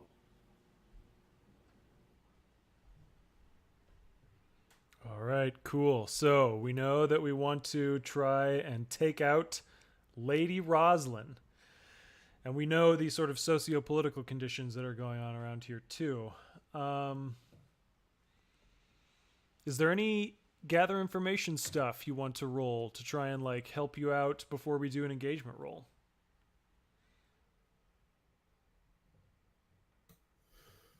I think we should do reconnaissance to see what she does. Like every day. Follow her movements. Mm-hmm. Sure. Who wants to do that? Well, I certainly think that's right up my alley. Mm-hmm. Yeah, I mean, you would think it's right up your alley, but on the other hand, you know that she has a knack for showing up right near you, so she's also got some thiefy skills. Maybe she would be expecting that sort of thing. You can try it for sure, but there might be consequences. Okay, so maybe I don't do that. I think it would be funny to have Ezel like confront her and then like Clank or Benji like follow her back to see what she does after that. I totally wasn't going to say anything, but I totally think I should confront her. Exciting. Okay, yeah, I love this. So where are you going to confront her then? It's a shame that we're not throwing a lavish party. We have 2 crew coin left. If we give that to Addie, can they throw a party? 2 coin, definitely not enough. How much is it going to take? I mean, like, probably 8 or 10. 30 coin. This is a noble person's party. Yikes. Yeah, I'm out. I can clear my stash to give 4 more. I have 6 that I can throw. I mean, you can do this if you want, but you could also confront her in a place that doesn't cost you all of the coin that you have. I like how this score is like... Oh, I want the score to be at a party now. That sounds like amazing. Perhaps we are at the bar? The bar, like Black as Ink, the old haunt, or what was it called? Peg Leg Pete's was the more refined place in the docks. Yeah, let's go to Peg Legs. Cool. It's been a while since you've been there. Well, I mean, you could do that, or I mean, Rosalind doesn't hang out where we do. Maybe she has her own bar that we go to confront her. You know what I mean? Maybe you haven't been to Peg Leg Pete's in a while because Izelle showed up, and it turns out that was a place Rosalind liked to hang out all along before you even knew she existed. Okay, that works. Let's expand the world, is all I'm saying. Obviously, Derek, this is canon. No, this is our end game run. We've got to hit all the nostalgia points now, right? We have to do a fan service. Yeah, right. There's also, so it turns out Jonathan Black's had an adorable daughter. He's teaching her how to be Iron Man. It's very exciting. So in season 3. Okay, so we're at Peg Leg Pete's. It's this sort of like low-lit, booth forward, schmoozy kind of place. There's some cigar smoke kind of wafting through the air. Everybody's in an evening jacket or a gown. Peg Leg Pete's behind the bar. He's got his, towel thrown over his shoulder. And Rosalind is there dining with some friends. She's got a few friends with her. Business associates, social contacts, that sort of thing. A Leviathan hunter captain? No. They actually have been conspicuously separate this past several weeks. But, Izelle, where are you inside Peg Leg Pete's? I'm sitting at the bar. Okay. I don't know if this was described, but I almost picture this as a place where there's definitely a mirror behind the bar. Mm-hmm.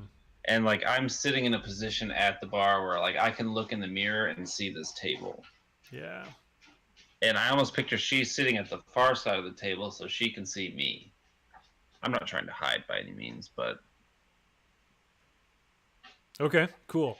So there's a moment where you're just sitting there kind of sipping your drink, and then you notice that she notices you in the reflection of the mirror. And she stares just long enough to make her point known, and then she looks back and she rejoins the conversation. Are you planning on approaching her or waiting until afterward? I'm going to approach her. Okay. So you approach her, and she's sitting at the table, and she,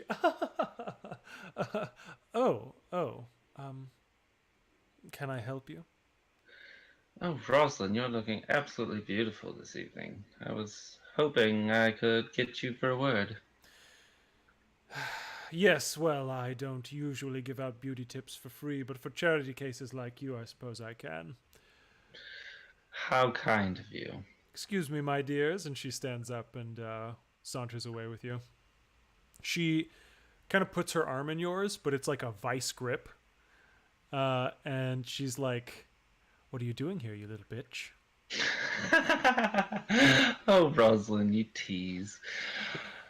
I am merely here to ascertain what you plan to do now that we really don't seem to care about your interference in the boat races. If you think the Ministry of Preservation isn't in the habit of developing contingency plans, then you've got another thing coming.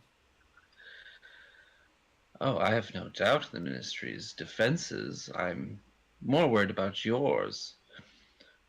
Perhaps a certain group to which you belong losing membership rapidly? Oh no, I think you'll find we have hidden reserves of strength. And at this point, she looks over to one side of the bar, and two very sturdy-looking men get up and start to walk over. And then she looks over to the other end of the bar, and there is a big, hulking Skav, much like the one you took down in the restaurant, and a woman who might be described as slim as a stiletto, who gets up and walks towards you as well. And she says, I don't think you realize the game you're playing here, Izel. Well, in the games that I play, it seems you either win, and then looks to the group of people, or you die. Yes, how apt, how quaint. Well, if that's all you came here to do... Oh, please, I do not mean to get into a bar fight with you. I'm much too classy for that. Of course, of course. You always have had high aspirations. Well, it's better to aim high than to shoot low like you. She turns and she's kind of walked you over to the door, you notice, and these two burly guys kind of put their hands on your shoulders.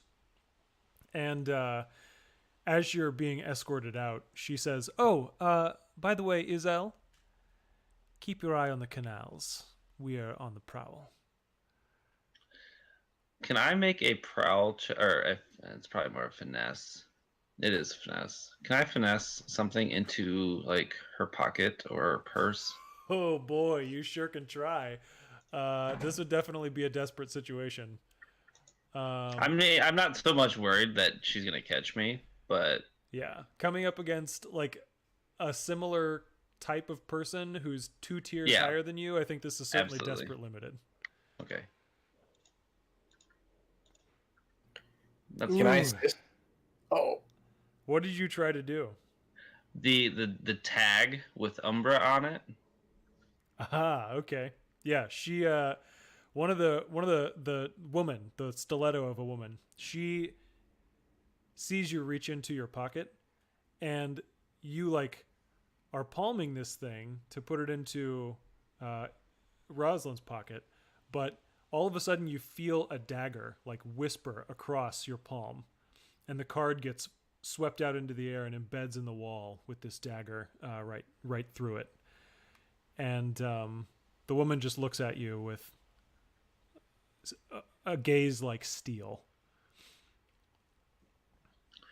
I will look to Rosalind, and I think you dropped something, and like point to this card, and like as she turns to look, I'll just walk away. Okay, yeah, all right. So you walk away. This was all, of course, a distraction to sort of like get her off her game in anticipation of this gather information roll. So you want to know about her whereabouts, her movements, right? Who's going to actually do that work? You want to tag team it, Benji? sure. Okay. I'm good with that. Cool. You want to both assist on the same question, or you want to each ask separate questions? I guess ask separate questions, but I guess we both, I don't know. I assume we were both like following, but we can ask separate questions. Or... Sure, yeah. You're both doing recon, but you're both getting different things out of it or something. Yeah. Cool. Yeah, works for me. So I'm trying to figure out where the questions are. You can make one up. The one on your sheet is just like a list of ideas. Benji, do you already have an idea what you want to do?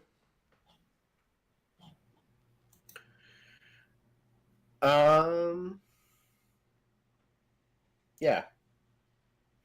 The question that I want to ask is, how can I discover when Rosalind will be alone? Ah, yeah, okay. Do you wanna ask how can I discover when she'll be alone, or when will she be alone? Fair point. Yeah. Cool. When will she be alone? Cool. All right. And what action are you using to discover this information? I will use prowl. Prowl. All right. So go ahead and give me your prowl roll, and we will see how it turns out. Position and effect don't matter. Correct. But I do have. Where's the? It may not apply actually. I think it's to consort. Oh yeah, yeah, Yeah, it's only to consort. yeah. You've got All right. good ranks in prowl though. Yeah, for sure. A 5. You get good details. Clarifying and follow-up questions are possible. So you know that she's only ever alone when she sleeps, and even then, she's got a lot of people posted like in her condo unit, and especially these days with all of this rash of assassinations and mysterious disappearances and stuff on the streets and increased militarization, it's very tough to find her alone. But you know that the only time she is when she's in her home. I would there. Well, okay, you can ask follow-up questions, right? So, Yeah. well, Do you have any follow-up or clarifying questions? Is there a more discreet entrance into her home?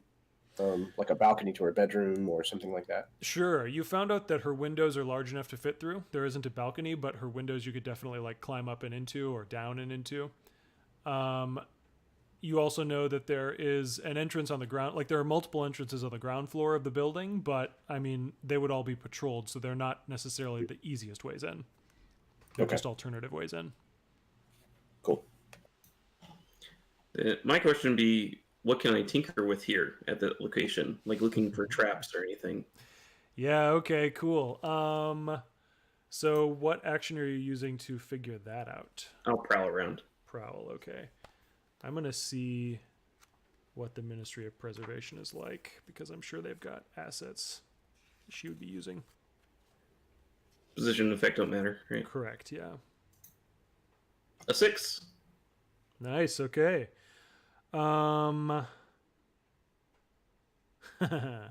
You know that the Ministry of Preservation handles all of the logistics of the city. You know that includes the rail lines, and so the rail jacks are involved with the Ministry of Preservation in some capacity or other. Rosalind's work is focused mainly on the docks, of course, but she has had a contingent of railjacks assigned to her specifically for the purpose of not preventing ghosts from getting to her, that's part of it, but also containing the ghosts that she has for her protection. She has not only like mundane bodyguards and highly trained railjacks, but she also has some ghosts that can be let loose on her enemies as a last-ditch effort. But you know that like there's a lot of tech that they use that could be tinkered with. Okay. Can I also see if there's any sort of, I guess, things don't run on electricity, but electroplasma, right? So is there like a main feed to her? You said it was a condo. Sure, yeah. There would certainly be a power source, and it would be connected to like the grid of the city. And so it makes sense to me that there would be a main power conduit, even if there's like a backup or even a second backup or something.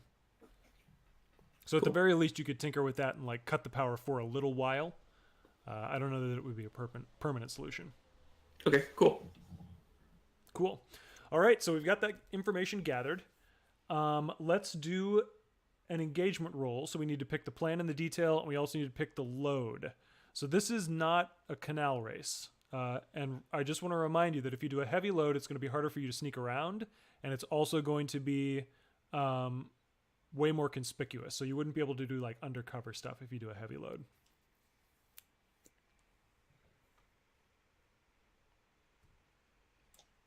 I guess I'll go normal. I am likewise going normal. All right. What is normal? Like people still like look at you? You look like a scoundrel, but you don't look like a scoundrel going to war.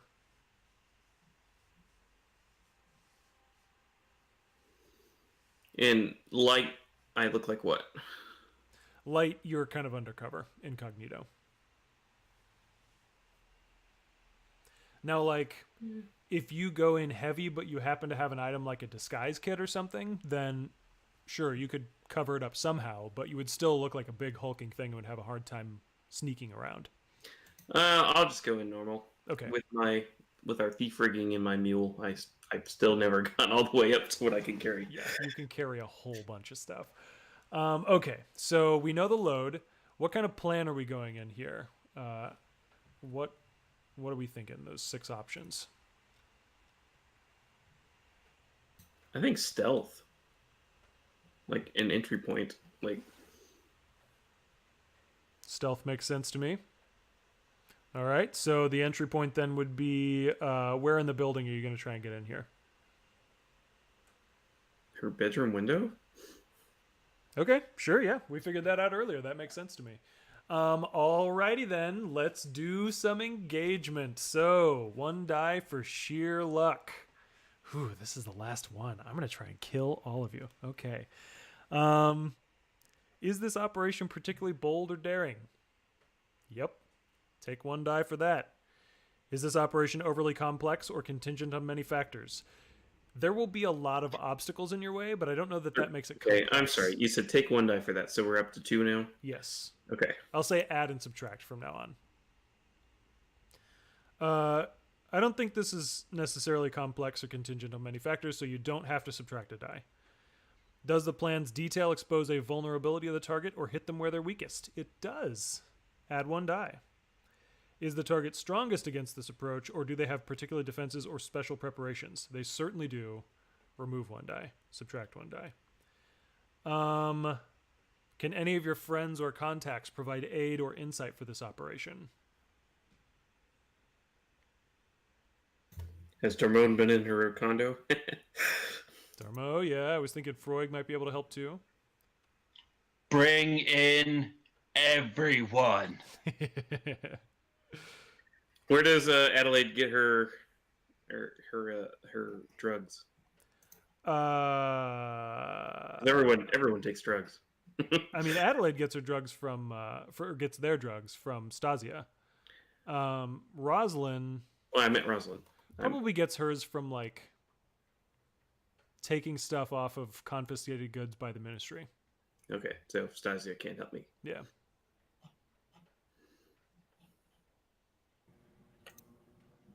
Unless, Stasia could give you a particular poison or something. No, I've already got poisons and stuff. All right.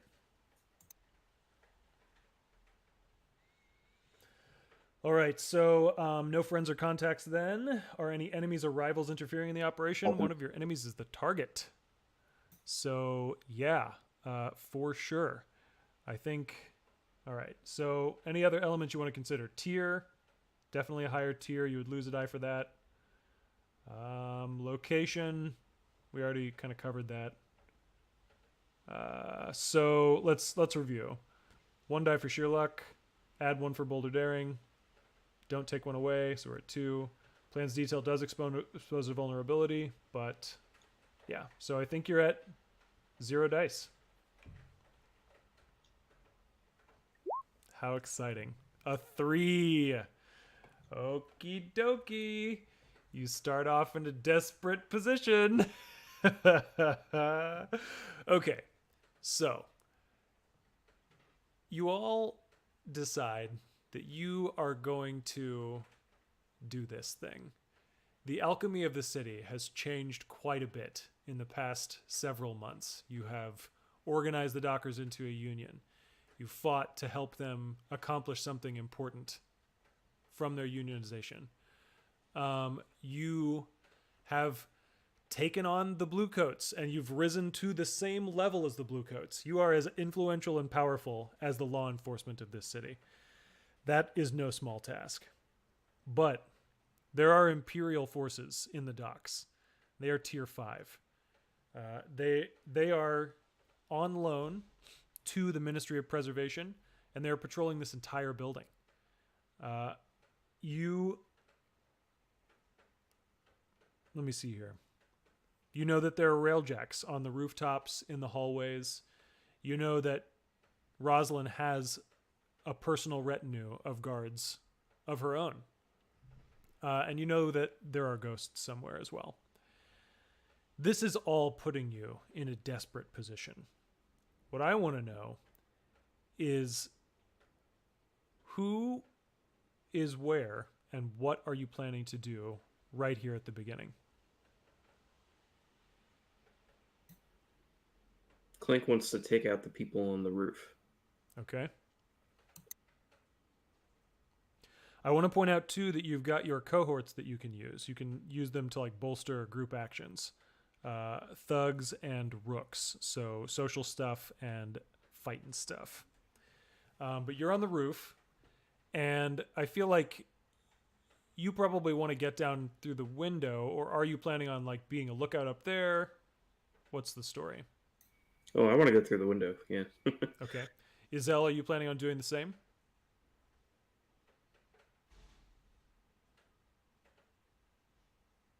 You're muted.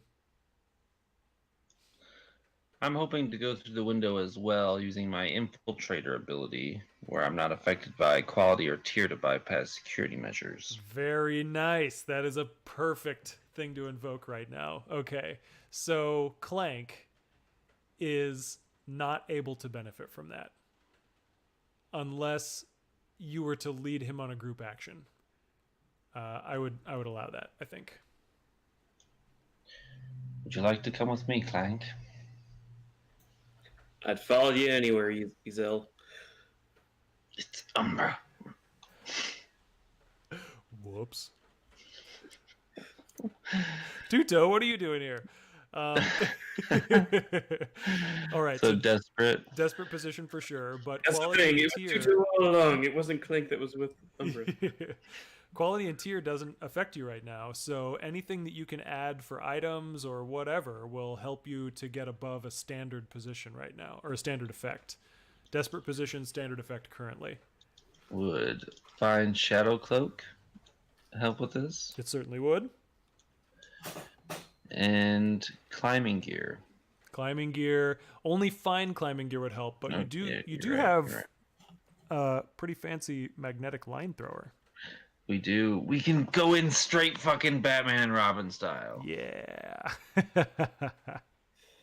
So 2 bonus dice? 2 bonus dice, yeah. So, just, Well, not bonus dice, but it'll Or take you from that would standard be up to the great, effect, yeah. and then from great up to extreme. do we need to mark something for that, though? What do you mean mark something for it? I've got Magnet and Flamethrower I have in my items, so do you want me to mark it as a... Yeah, mark it as an item for sure.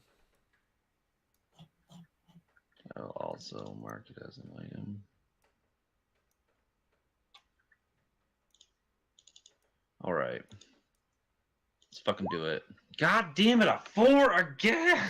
4, well, it's not a failure. Let's see what Clank does. So I roll Prowl, Correct, yeah. and it's a desperate position. Yeah, and a extreme effect.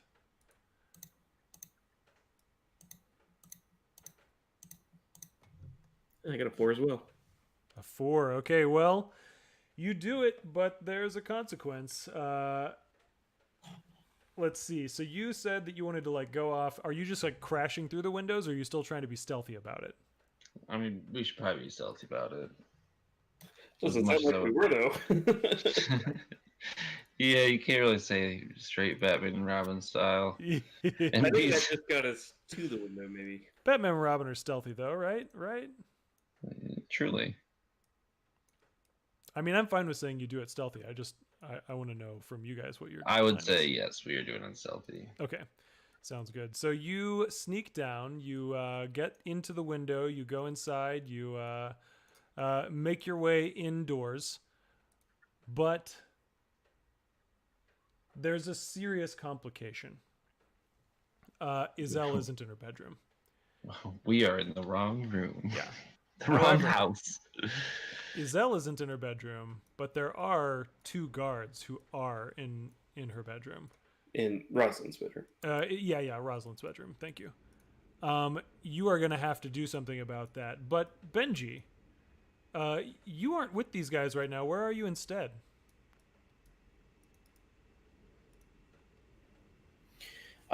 He is actually on a rooftop opposite this bedroom window, and he has a.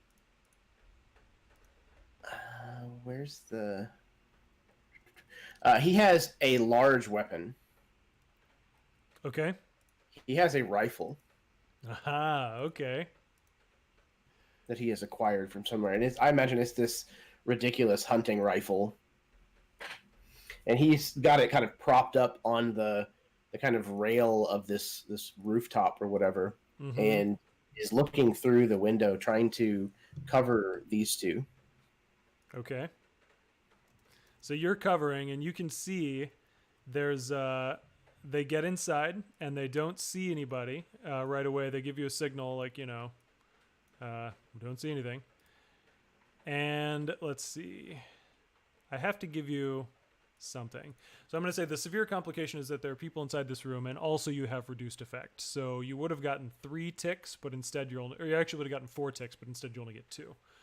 To find Lady Rosalind. You're looking inside the window, and you can see there's more than one figure inside there, in addition to Clank and Umbra. So this is more than you would have expected to see inside there. Are you going to try and take a shot?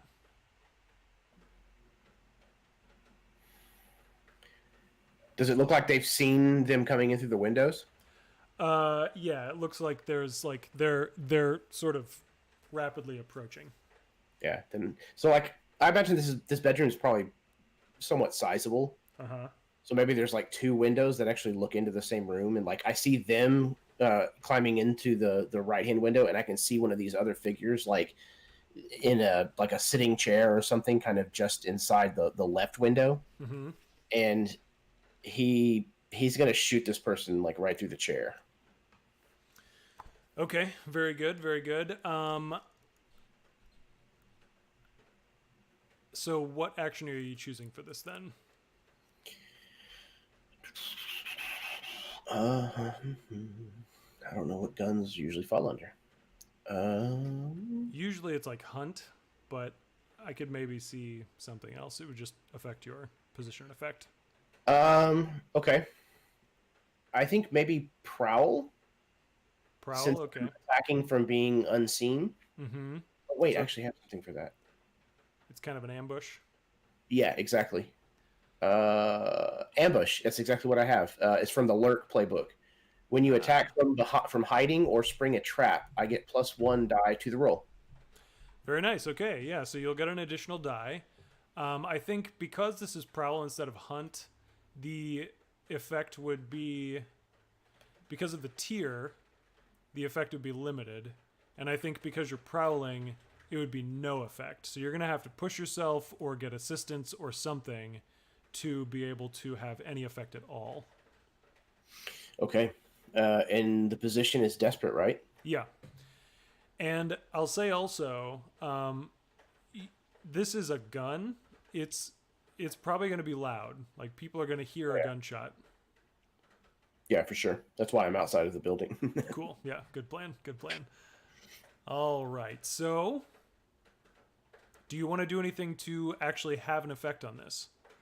Yeah, I'd like to. So I will push myself in order to move it to limited. Sounds good. So you won't kill this person, but you will potentially wound them. Okay. And I hope you all are remembering to mark experience for the desperate actions. Yes. Good, good. And no bonus die, so... A 4. So you do it, but there is still a consequence. Let's see here. You shoot one of these shadowy figures inside Rosalind's room. And you said you were going to try and shoot them through the chair, right? Yeah, so the chair like explodes in feathers and fabric. And Clank and Umbra, you hear inside, "Oof!"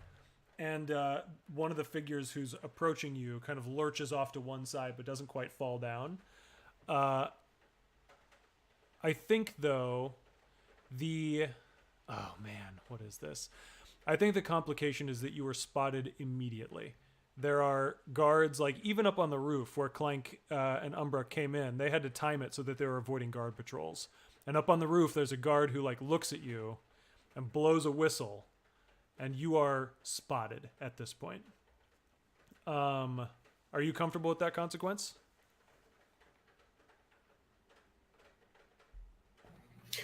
Yes. I actually forgot to throw my bonus die on that roll, but I am Oh. perfectly good with this consequence. You know what? Why don't you roll one more die just to see how it goes? Like a fortune. Yeah. Okay. Yeah, even if I fail in actually taking this guy out, like I'm cool with being the distraction. Sure. Yeah. Okay. So they definitely notice you. Whistle blows on the rooftop. Another whistle joins it on the rooftop. Some whistles blow on the ground. On the ground, you hear this ka-chunk, and this gigantic spotlight shines up and starts trying to search for you on the rooftops. You are being hunted right now.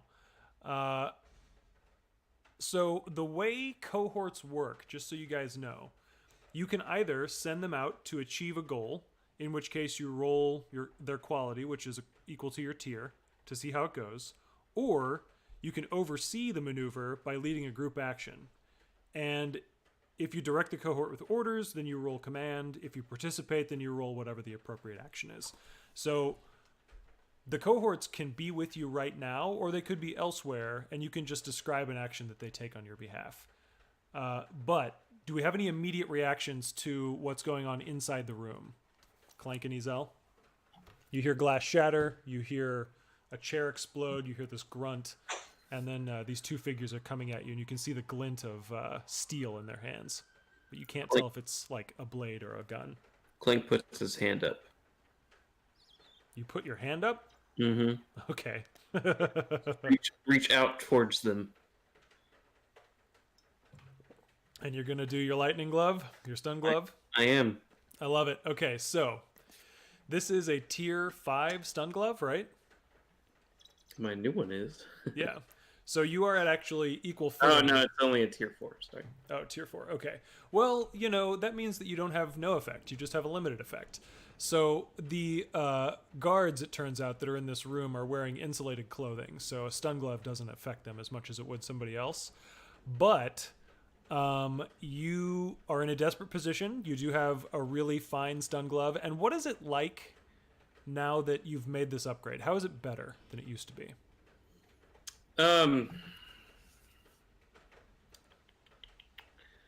Before it was pretty conspicuous, but now it's a pretty, well, it's only one tier higher, but it's less conspicuous, that it fits more like a glove. And so they don't notice that I have something that's potentially dangerous on my hand. It just looks like a glove. It's less like a gauntlet and more like a proper glove then. Right. Cool. I like it. All right. Yeah. So desperate position, like I said, effect will be limited for now. But if you've got items or anything that you think could boost this, feel free. You could also just get assistance from Ezel to add a die. You want a devil's bargain? Not yet. Okay. I have a plan for Devil's Bargain if it comes up. Sounds good. Okay, but I guess I'm going to skirmish then. Okay. So desperate limited. And what are you going to get?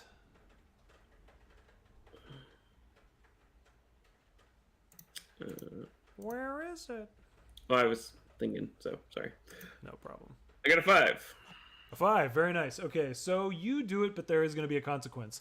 You come up and you put your hand on this figure, right? And you expect, oh, hey, they should be shocked. But this insulated clothing stuns them. It stops the stunning. Just long enough for them to put the barrel of a gun right in your chest and pull the trigger. This is going to be level 3 harm, gunshot wound. Except it's not, because I have heavy armor. Yeah, okay, cool. So you've got your heavy armor checked, so it takes it from level 3 down to level 2. Oh, really? Only that much? I think so. Well, no. Armor is 1 level, heavy armor is 2 levels. So you take it down to level 1 harm. Okay, so it's just 3. Okay. Yeah, so Heavy I armor think 3 boxes though, right? I think you get bruised then, right? It still hits you really hard and like staggers you backward or whatever. But yeah, this person is also like similarly staggered because I imagine like maybe you slipped and barely touched their skin somewhere as this was going on, but you stagger backward and there's this giant gunshot inside the room, and you start to hear commotion going on outside. Izel, what are you up to? I'm trying to stop the other guy Yeah, okay. before he shoots Clank as well. That one's already wounded, so one more attack should probably take him out. This person is about like it seems like a man, but definitely like a slender kind of man, taller and slender. You can see he's got 2 pistols. Desperate. What is my effect? Right now it would be no effect. Goes from standard down to limited and then down to 0 because of the tier difference. Okay. Does any item boost my item effect, or only fine? Anything with items? the fine tag, yeah. Hmm. But All like, right. if you've got one of those other stun gloves or something, I guess the other stun glove would be tier 3. Yeah. So you can push yourself. You can take a devil's bargain. I will take a devil's bargain. All right. So the devil's bargain is going to be that one of the devices that the Railjacks have at their disposal here is that when somebody dies, their ghost is immediately extracted from their body because of like a static field that exists in this room. And so these 2, when you kill them, will immediately be ghosts that you have to contend with as well. But you don't actually know this. I'm just telling Baron, not Izel. So what does exactly Devil's Bargain do for me in that? Do I get You can either add a die or increase your effect. So you go from 0 effect to limited. That's what we'll do then. Okay. And then so limited would be enough to kill the guy. So you want to give me that roll and see how it goes? Desperate limited? 4. Oh my fucking 4, god. okay, Oh my roll. god, dude! I didn't even see it until. So you do it, but there's going to be a consequence. And that consequence is that you get kill the fucking guy, Ghost punched. and his ghost immediately jumps up. And I need both you and Clank to make resolve rolls to avoid the terror of what you've just seen. This is totally unexpected. It should not be happening. All right, so both of you gain 1 stress. And this ghost is right there in front of you, ready to act. Meanwhile, Benji, are you trying to get away? What's going on here?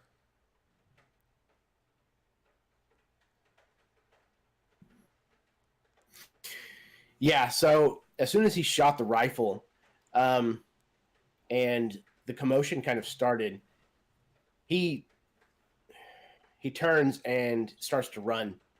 Okay. I think there's maybe like a partial, like a part of the roof that he's on that has like a small slope to like a roof that's shorter next to it. He's going to kind of run and like slide down that onto there, and just going to try to get these people to chase him if he can. Nice. Okay, so you're trying to like draw them away.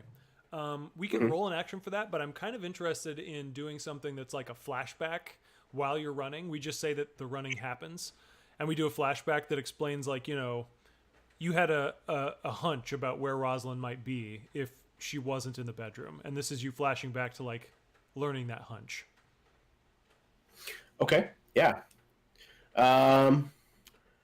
Okay, so a flashback for maybe a consort roll.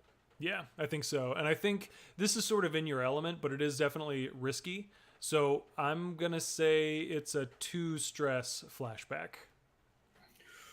Oof. Okay. Okay. So, position and effect don't matter for this flashback. Let's see how it goes. Okay, consort. Actually, no. Position and effect do matter. It'll be risky and standard. Risky and limited. Hang on here. Consort. You said risky and standard? Limited. Risky and limited. Yeah. Okay. And I need to check my ability. Okay, so weaving the web says you gain +1 die to consort when you gather information on a target for a score. Mm-hmm. So, just Yeah, this could count. You're Okay. basically gathering information right now. okay. Then I am going to weave the web. Nice. All right. Awfully mastermindy of you. Wow, spidery. Mm-hmm. Oh, come on. A 4. Okay, so you do it Nice. right. What I'm gonna say, the position doesn't really interest me so much, but the effect is limited. So I'm gonna say that you only check one box or one segment on there. So you know that like Rosalind, when she's not in her bedroom at night in this condo, she's usually not in her condo at all. So you know that they're probably gonna have to just totally leave the condo like unit somewhere. She's in the building somewhere, but she's not at all in her unit. All right, so you run away, you dive down, and you can see these spotlights are chasing you at this point, so they know what's going on, and you can kind of hear boots thudding on the cobblestones below as they go off in the same direction as you. Back inside the room, we have a ghost, and we have a person who's been injured fighting against Clank and Ezel. What's going on next? Clank will immediately start some sort of prepared thing that he does that he knows keeps ghosts away from him. And he's going You to... got a Spirit Bane charm, certainly. Well, and I can wreck things that make it so ghosts don't like it. Like, it is... Ah, yeah. I still can't say the word. Anathema. Anathema. Anathema, yeah. Yeah, so maybe that's tied to your lightning bulb or something? Yeah. I'd rather just use my... Well, okay. Yeah, okay, yeah. My tier 6 lightning bulb, I would assume, could make it pretty ghost unfriendly. For quite a few ghosts, yeah, in a big radius. So I think that's nice and sensible. This is certainly desperate, though. Things just got even worse for you all. And I think the effect, because it's tier 6, is actually going to be great.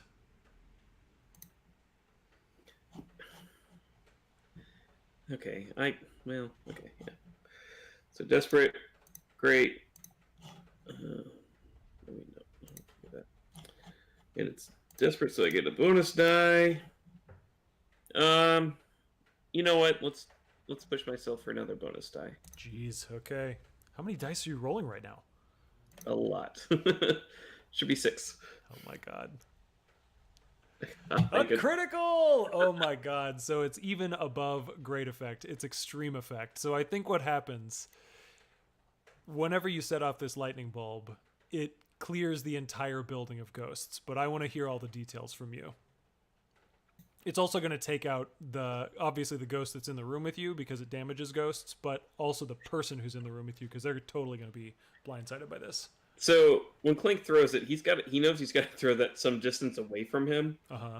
So when he does, he tosses it towards the door, trying to get it out into the hallway a little bit, Mm-hmm. and grabs Umbra and ducks down behind the bed. Because I assume it's a very nice, solid 4-poster bed. Yeah. And so this thing... Oh. Jeremy, Baron, help me figure out what this thing looks like. So, what would a... Well, that's the thing. You can't see it because it's so fucking bright. Like, the Imperial military is tier 6, so this is like the very highest quality stuff. We So I'm- basically just remade the sun. I imagine something maybe like a little less high tech, but of the same kind of variety of like the Ghostbusters trap.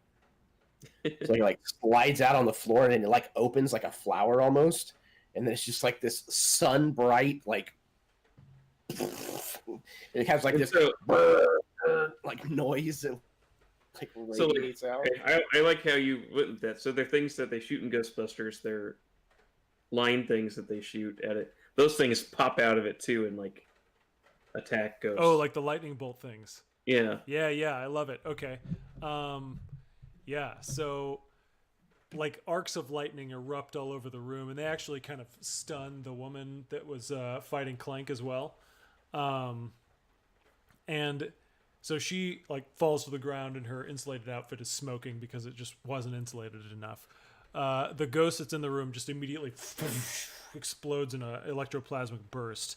And you can hear wailing all throughout the building as ghosts are bursting and they're running out into the streets and all that stuff too. So what I think this means is that there's a lot of chaos going on. And that's going to give Benji an advantage to getting away. But I'm curious what Izel is doing next, if anything. Well, Umbra? Clink's going to ask Umbra, do you think she heard that? I think so. And I'm going to head for the door.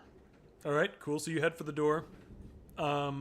You heard some ruckus out there, so there are definitely people out there. Are you opening it slowly or just like hurling it open?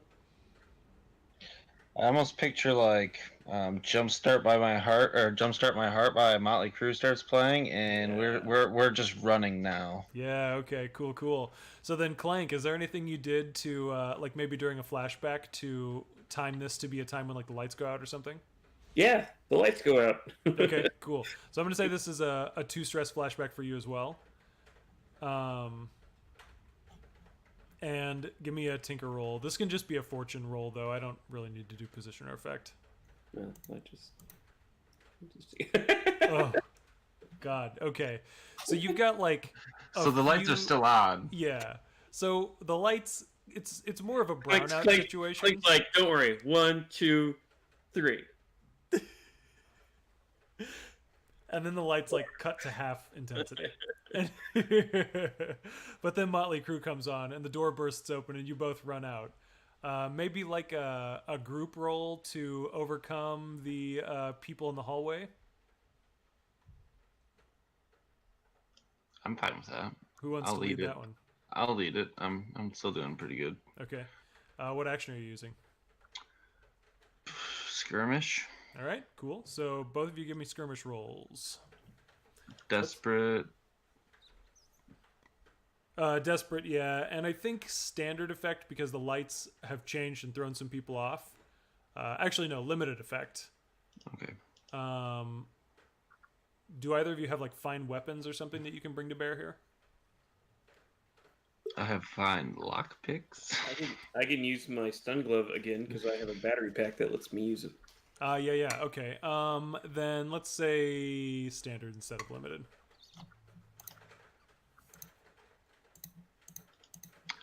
Whoa! Yeah! All right. Ooh, that's a critical. Okay.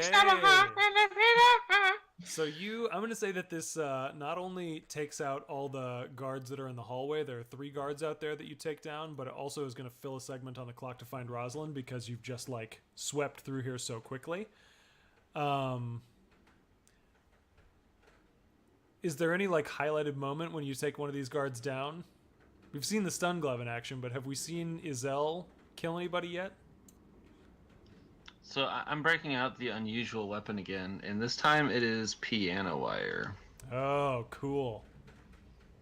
So there's some like gruesome garrote scenes where she just kind of like eviscerates people that are kind of still like stunned from this. Isn't there a scene of Black Widow in some Marvel movie where she does like some crazy judo stuff with a garrote wire? Well, that's obviously what I'm trying to do. Cool. Yeah. So it's pretty amazing what we see on the screen. Absolutely. I'm being played by Scarlett Johansson, obviously. Very good. Very good. Okay, so back out on the rooftop, Benji is clambering down to try and get to some kind of safety, as if there were any such thing inside Doskvol. What are you doing about that, Benji? You've just seen the lights dim in the building. So I think he realizes that this is supposed to be like the queue, and so like he actually finds a back door or someplace where you said was it just ghosts that were pouring out of the building? Yeah. I mean, ghosts are pouring out of the building, but that means that there are also some people who are running out too because they're scared. Okay. So yeah, he's actually found one of these doors that these people are like running out of the building. Mm-hmm. And he basically just kind of waits for a break in the traffic, as it were, and then it's just going to duck right inside. Sure. Now there are definitely guards around here. So, do you want to try and prowl past them, or are you maybe trying to like conjure up a distraction with some of your cohorts, or what do you think? Let's see. Oh, definitely going to send in the grinders. Okay. All right. Yeah. So these guys are brutal, but they're tier 3, and they're going up against tier 5 forces. So really, they're just going to be like a momentary distraction. Absolutely. Like literally just in mass, they're going to rush however many guards are at this door. And Benji's just going to use that opportunity to just, thank you. Very cool. All right, cool. So let's hear that roll. I think it'll be a skirmish roll. Actually, no. Let's use them as an assist so that you can get an additional die. How's that sound? Sure. Cool. So then, would that be a prowl, or you want me to do skirmish as well? I think prowl makes sense to me because you're slipping past while they're at the distraction. Yeah. So it's desperate for sure because these guards are like big deals. And I think it would be kind of a big deal. No, I think it would be no effect because of the tier difference, and then it would be limited because of the chaos, and then it would be standard because of the grinders as well. Okay, so at a standard effect. Yeah, desperate standard. Let's see how this prowl works out. Okay. No bonus. Oh no, I do get a. You do get 1 for the grinders, yeah. Yes. A 6. All right, cool. So you managed to get inside, and I'm gonna say you fill one more segment on this Find Rosalind clock. As you slip into the building, you can see that like probably half a dozen people or a dozen people are like on their way out of the building. But you spot Lady Rosalind being led by a couple of railjack guards and then some Imperial guards as well to an elevator. And you can see the elevator close, and you can see it start to move, but you don't know if it moves up or down, and you can't quite see the floor that it goes to. All right, so meanwhile, outside, the grinders like come up and they start like basically fist fighting the Imperial guards, and the Imperials have swords and pistols and stuff, and they're using them judiciously, and so they beat the grinders off pretty quickly. The grinders have to flee after just a little while, and their numbers are somewhat significantly hampered. However, Clank and Ezel, you made it down the hallway, probably to a completely different floor. Where are you, and what are you doing right now? There's this chaos going on, so there aren't necessarily any guards like right up in your business right now. Clink finds himself in a bathroom and relieves himself. Because of the ghost, right? Yes. Ezel, what about you? I'm looking for Rosalind, so I would be working my way down, I imagine. Yeah. Okay. So you're kind of like maybe systematically searching through the different rooms or the different floors or whatever to try and see if there's guard presence or something like that. Oh, okay. I do actually have something I want to do. Okay, cool. So let's do this. Let's do Ezel's roll first, then we'll switch back to Clank. So, Ezel, what action are you thinking about taking for this? I think I'm going the more stealthy approach this time, unaware of like the exact positions of the guards now that the chaos has erupted. So I'm just trying to quickly and systematically move through here. Okay. So, like, would that be maybe like prowl or something to just like move through and be watching while you're going? Okay. So, what is your infiltrator thing again? Bypassing security measures? I don't know if that counts here. So instead of ignoring tier, I'll say that you have a little bit easier time of it. It's like a partial achievement of that special ability. Okay. So you would have no effect because this is tier 5 we're talking about, but instead you're going to have limited. So I think this is a down to risky and a limited situation. Well, then I'm definitely going to trade position for effect. Okay, so you go down to desperate and you go up to a standard effect. and you are searching for Rosalind. So if you succeed, then you find her. I swear to God, if I roll a 4. Oh! 2 success! Very What? nice. Okay, so what I'm gonna say, you fill the clock and then some.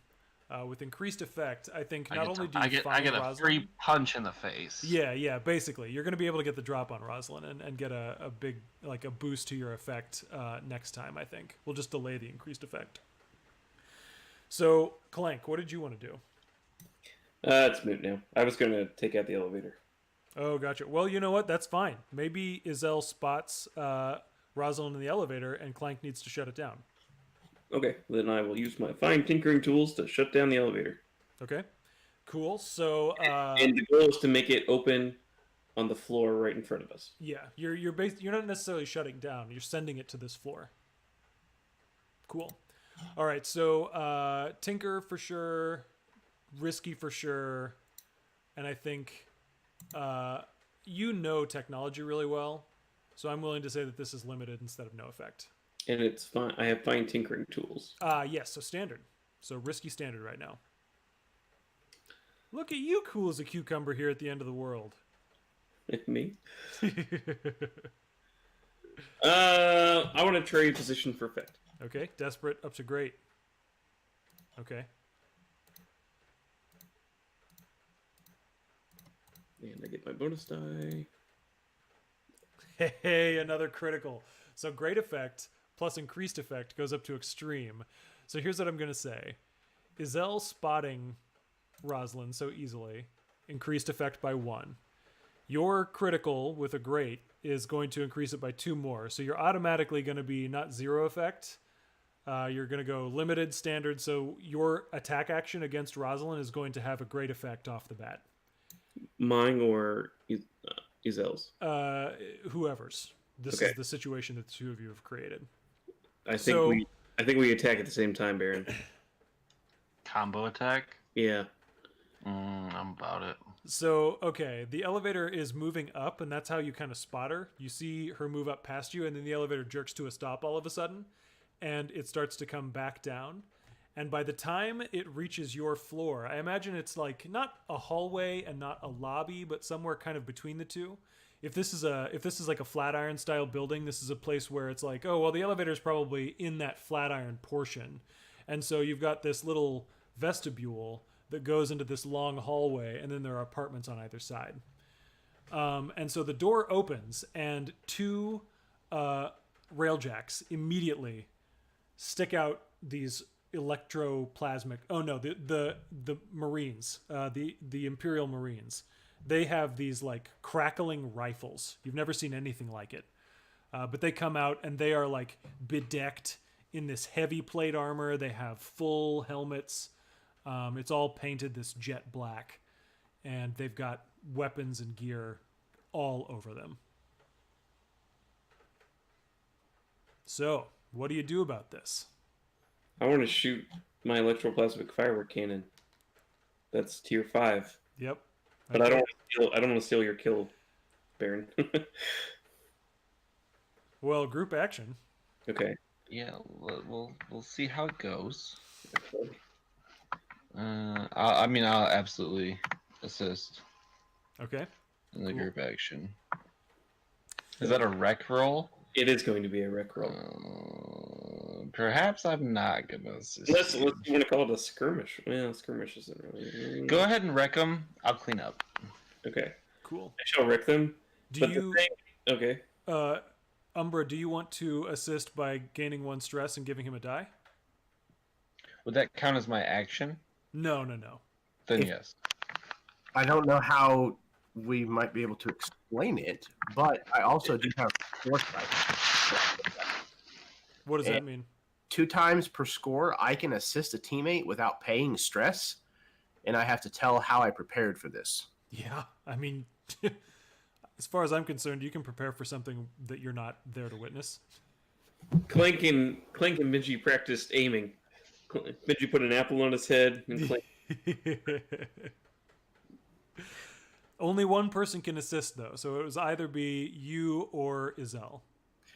I mean, if I do it, I don't accumulate stress. Yeah, might as well at that point. Sure. Yeah. Okay. So how did you plan for this then?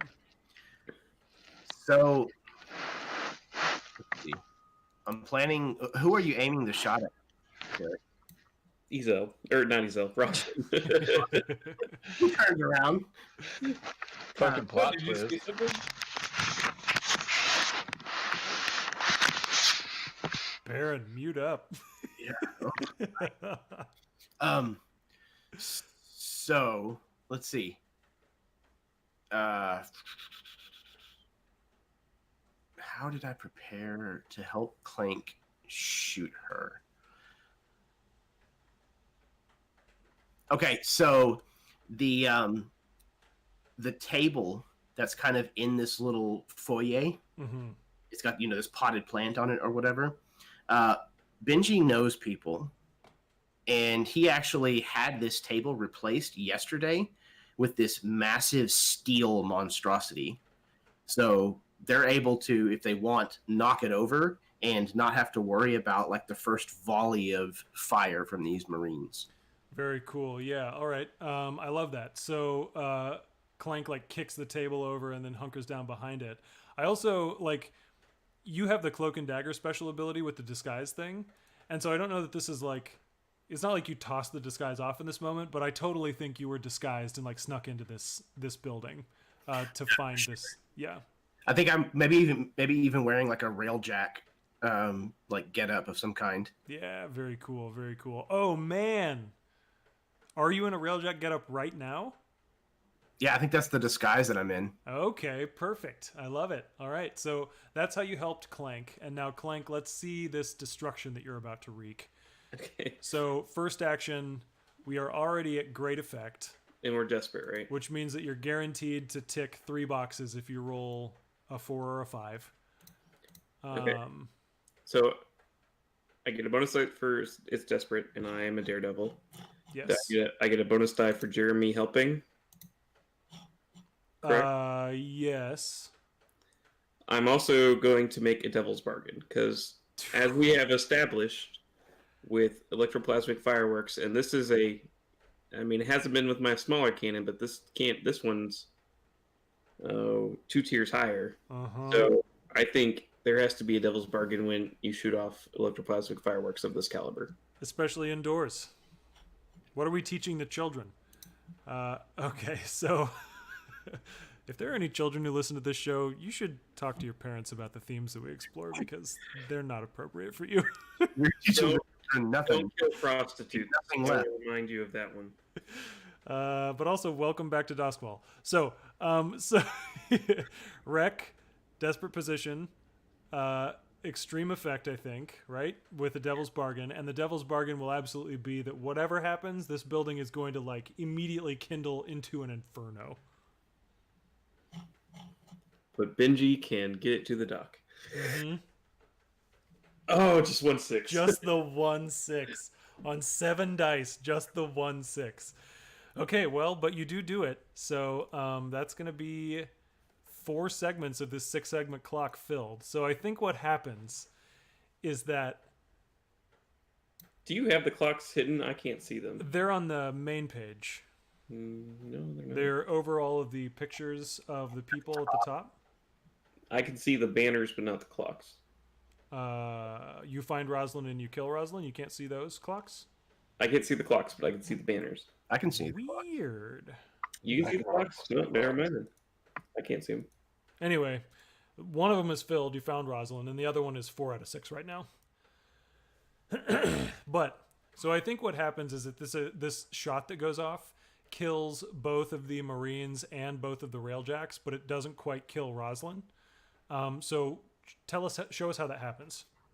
So my smaller cannon only shoots 1. This one shoots multiple. It's like a shotgun cannon of large electroplasmic energy. And I mean, they're fireworks. They're colorful. This is a joyous celebratory moment. Blues, greens, purples, reds come out of the end of this barrel that I'm just holding up like this because I know what it's going to be like behind this giant table that luckily I knew it was there. and I had assumed some of the fireworks hit these Marines like directly, and one of them was in front of Rosalind, so that's why it didn't hit her. Mhm. But I'm trying to remember what happened to LaRose. I think he like his skin started like so when it hits them, it goes in their body and their skin starts to like crack, and you see light coming out of the cracks, and then they just kind of explode in a ball of light. Burn from the inside out. There's a scene like that in Dread.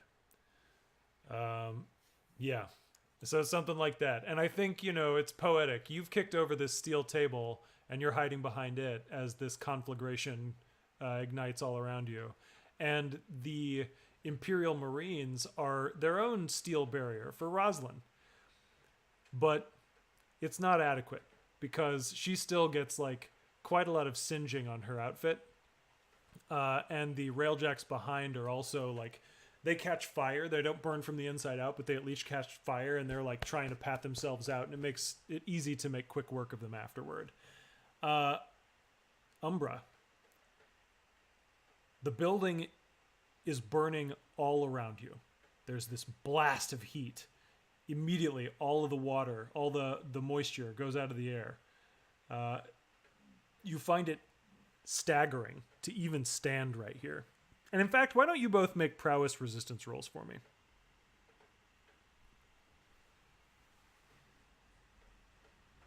All right, so that's 1 stress for Clank and 2 stress for Umbra.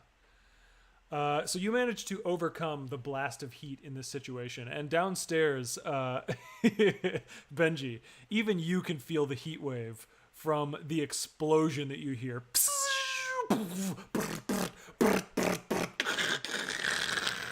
You know the party is well and truly started. But Umbra, you look, and there's almost this perfect pathway between gouts of flame. And there's the elevator, and these 2 Marines fall away. And Lady Rosalind is standing there, and she flicks her hand down, and 2 knives come into her hands. And she says, "I can't believe you, you stupid bitch. I'll kill you for this." I think I would pull my mask off and just smile as I've produced 2 weapons as well. Yeah, okay, cool. Which What weapons are they? A blade or 2. All right, cool. So she charges at you. What about you? Well, I'm gonna have to. I'm gonna try and prowl and traverse over the obstacles rather than taking this clear path. I'm gonna like jump off this table through the flames and try and get the edge. Okay, cool. You're doing like some sort of nimbly bimbly stuff. Yeah. My second foresight. Oh yeah. There's actually a step on the underside of the table. I was actually thinking, so there's a setup action. And it means that your action gives a team member either +1 effect or improved position on their next action. And foresight is assistance, right?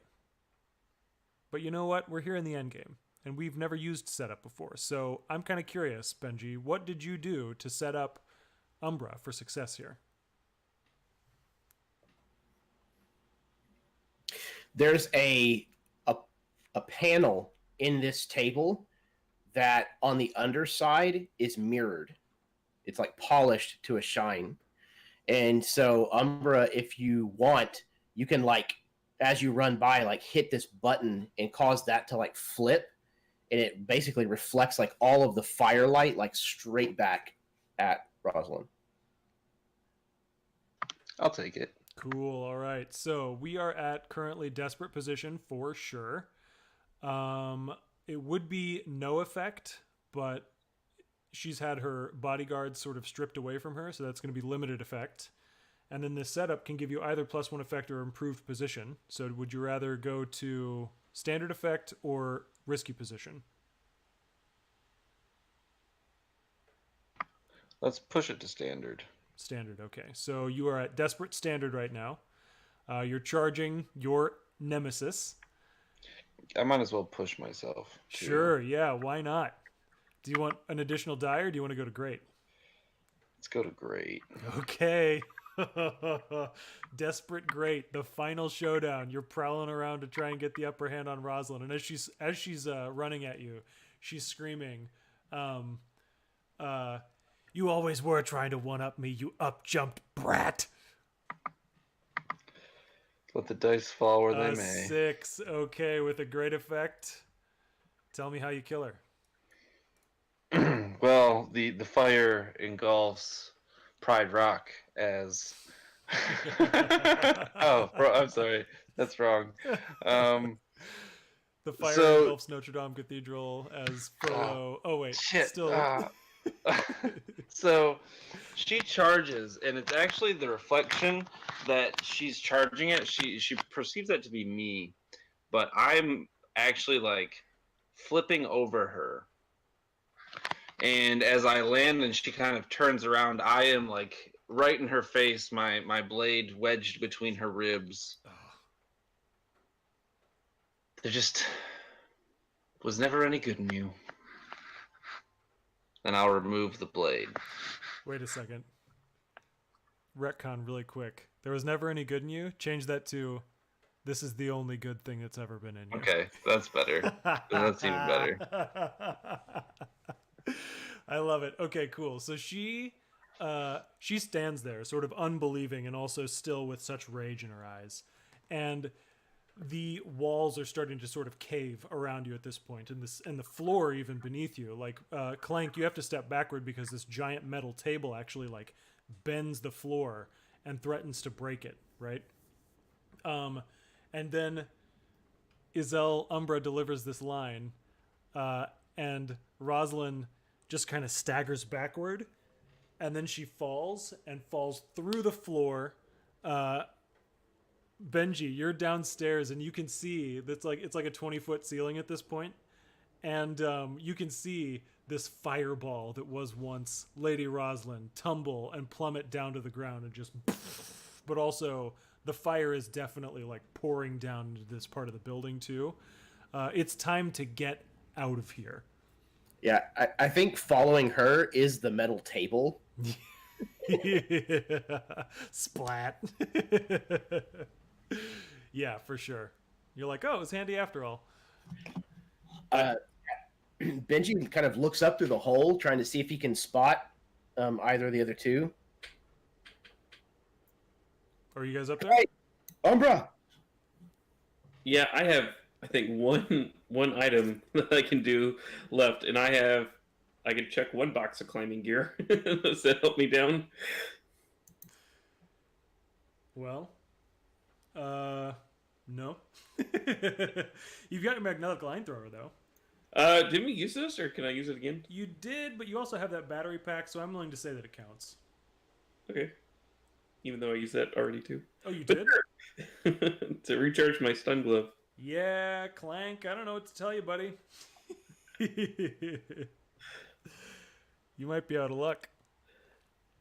Did you check anything that's italicized at 0 weight and you just didn't realize it? Nope. Okay, yeah. You don't have a way to get down. What about his other line thrower? Well, I think Umbra used Umbra that. used that one, yeah. There are only 2. Oh, did you? Oh, okay. Yeah. Uh-oh. Well, do you have any rope, Aaron? I used all my items too. Well, Umbra's got climbing gear for herself, of course. Oh, okay. Umbra has light climbing gear. Yeah. And I don't know how many more boxes you can check, but if you've got 2 boxes extra after that, you can do more climbing gear that you could just give to Clank. Okay. So, like, if you've got 3 boxes you can check, we're golden. I have. I can check one. I have 3 open. Yeah, okay. So it's going to work out. So you've got the climbing gear. Benji is downstairs, and I want to see a prowl roll or something to get all 3 of you away. Actually, I want to just try to drop down. You just want to fall? Well, not fall. I want to drop down, like try to land on my feet. Yeah. Superhero land. Yeah. Yeah, let's give it a shot. Why not? Prowl. That's a run, jump, fall sort of thing, right? Right. So I think it'll be a group prowl to get away, but this is a special thing, so I want Clank to roll this just on his own. Certainly desperate, probably limited, because it's 20 feet tall. Let's see if you can land safely. Okay, I'm gonna push myself to get another die then. Whew, you're pushing up against that stress limit by now, aren't you? Yep, now I have one left. Okay. I got 2 bonus die. A 6. A 6. Okay, well you do it. You do, however, it's a limited effect, so you're going to still get like a sprained ankle or something, level 1 harm. But Okay, so I have 2 level 1 harms. So I know twisted ankle then. up to my level 2 harm. Yeah. But it still only counts as level 1 for you, as far as Yep. effects are concerned. Yep.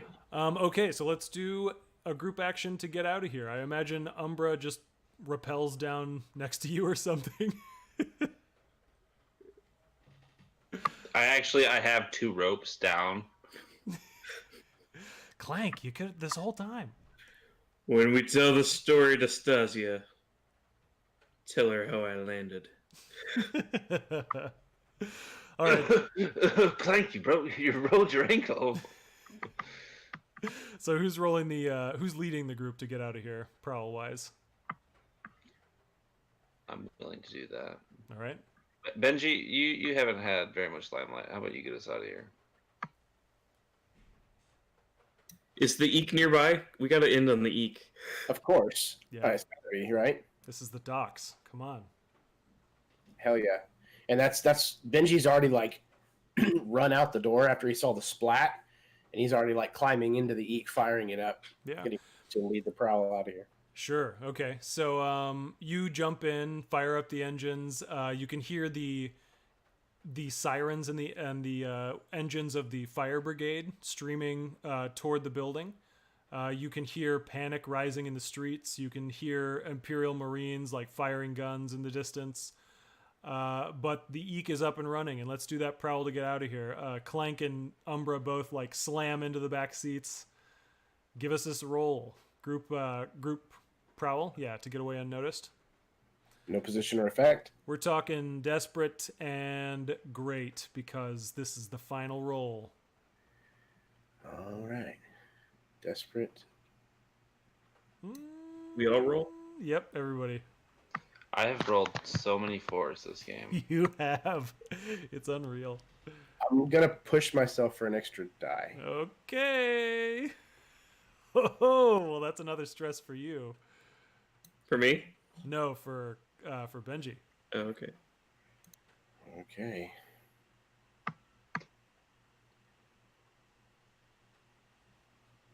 What's Did- it gonna be? Did Baron roll already? Yeah, he got a 4, so you've at least got the moderate success. Okay, so and then great, and then I have a bonus die. All right, don't fail me now. Yes. Critical! Okay!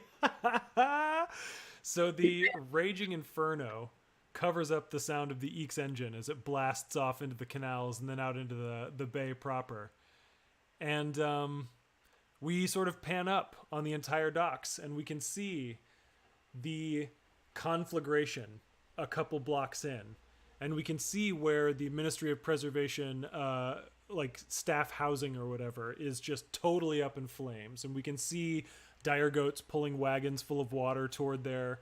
We can see all sorts of people looking out their windows to see what's going on and then immediately realizing what's happening and shutting their windows. We can see Imperial soldiers like taking to the streets, basically charging anybody that they see. We see grinders sweeping in to make the most of the situation. We see some dockers who have sort of like, they're working to help get people off the streets and into safety. And in the front of it all, we see a tiny little illegal canal racing skiff blast off over the night black waters toward the safety of southern Silkshore, where their new lair is. And this has been a conclusion to the final score of the crew of the Electric Eek. They have accomplished such incredible things. So I want to do, one by one, an epilogue that talks about what you did. But I have one question that I need to have answered before then. Benji, how much stress do you have left to lose? 2. 2? Oh man, I thought for a split second that you might have traumatized out. In I these was, actions. I don't want to be that guy, but I was really hoping we were gonna die in that last roll. I was too. I really tried, but you guys manipulated the position well enough to make it happen. I was very close. No kidding. All right, so in the days afterward, the Ministry of Preservation obviously has its eyes set on other matters, and it becomes a lot easier for the dockers to negotiate their wage increase. They basically say, like, well, you're between a rock and a hard place, and if you want to get any business, then we're going to have to do some business of our own. And so they do get their wage increase. It's even more generous than they had originally brought to the table because of the dire situation of the Ministry of Preservation. The Leviathan Hunter ship, crewed by Lady on Kayat, says, no way. I'm not sticking around in town after this is going on. My demon overlord is out on the ocean. I'm going to go to my demon overlord. So her Leviathan Hunter ship takes off that very night. And you are unable to go after her for now, but you know that she's a looming threat in the future. So with that in mind, these conditions... I want to hear an ending from everybody. Who wants to go first? Benji? All right. How much? So I don't know how much leeway we've got with this, but Narrate as much as you want. I mean, consider your tier and consider your stash that you've got tucked away. oh yeah, okay. But yeah, otherwise, go nuts. So I think we find ourselves at the old hangout of the Eek. What's left of it is kind of partially burned out shell of a building. And there's a fire going in like this rusted out brazier on the floor. And we see a dossier like fly onto the coals of the fire, and as the corner of it like starts to lick with flames and the whole thing kind of ignites, we see that it says the murder of LaRose, and it's this official looking document. As it starts to burn, Benji turns wearing this silver fox mask to an individual who is strapped down to like these wooden pallets, and he brandishes a knife that kind of shines in the firelight of this burning dossier, and we see that it's Darmo. Nice. So you've been wait, you said you've been working with Darmo, or you've killed Darmo? No, he's gonna mess Darmo up. Okay. All right. My. So that's the end of Benji. Still in the game. Against all odds. When did you get your third trauma? It was like not even at the end of season 1, right? No, I think it was the second season. Okay, but man, you've been riding that line hard this whole time. Yeah, no, like at least 5 sessions, I think. Yeah. Okay, so Dharma's frankly terrified here in the ruins of the old lair. And anybody want to go next? I feel like that's setting it up really nice for Umbra to go next, but if Clank has some ideas, we can do that too. I'll go. So we are actually on the docks, and Umbra is sitting in Jonathan Black's office. He's not there. She's kind of just twiddling with stuff on his desk. And the door opens and Black walks in, his cigarette in hand. And a silhouette kind of steps out from behind him and enters the building, and it is Valeris. And Umbra simply stands up and crosses the room and hugs him, and it kind of fades out the window from there. Wonderful. What about Jonathan Black? He kind of nods and, steps out, kind of looking out at the docks, the electro wall kind of illuminating the silhouette of the harbor around him. And he takes another drag of his cigarette, and you can kind of hear like the toil of some of the dockers now, like more happily going back to work. And he kind of looks at his cigarette and kind of shrugs and flicks it, tosses the pack on the in like the ashtray next to him, puts his hands in his pockets, and like kind of whistles a tune and walks into the dockers. Love it. Love it.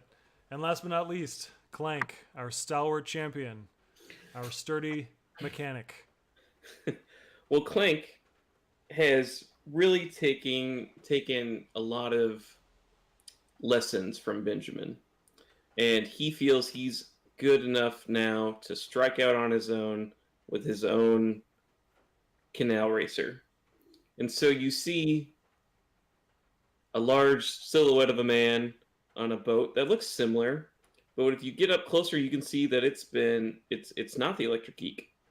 It actually, there's a name on the side, and it looks like it might say Electric Geek 2, but it's really spelled horribly. And it's just modded out from aft to stern, and there's a black jacket on the guy piloting it.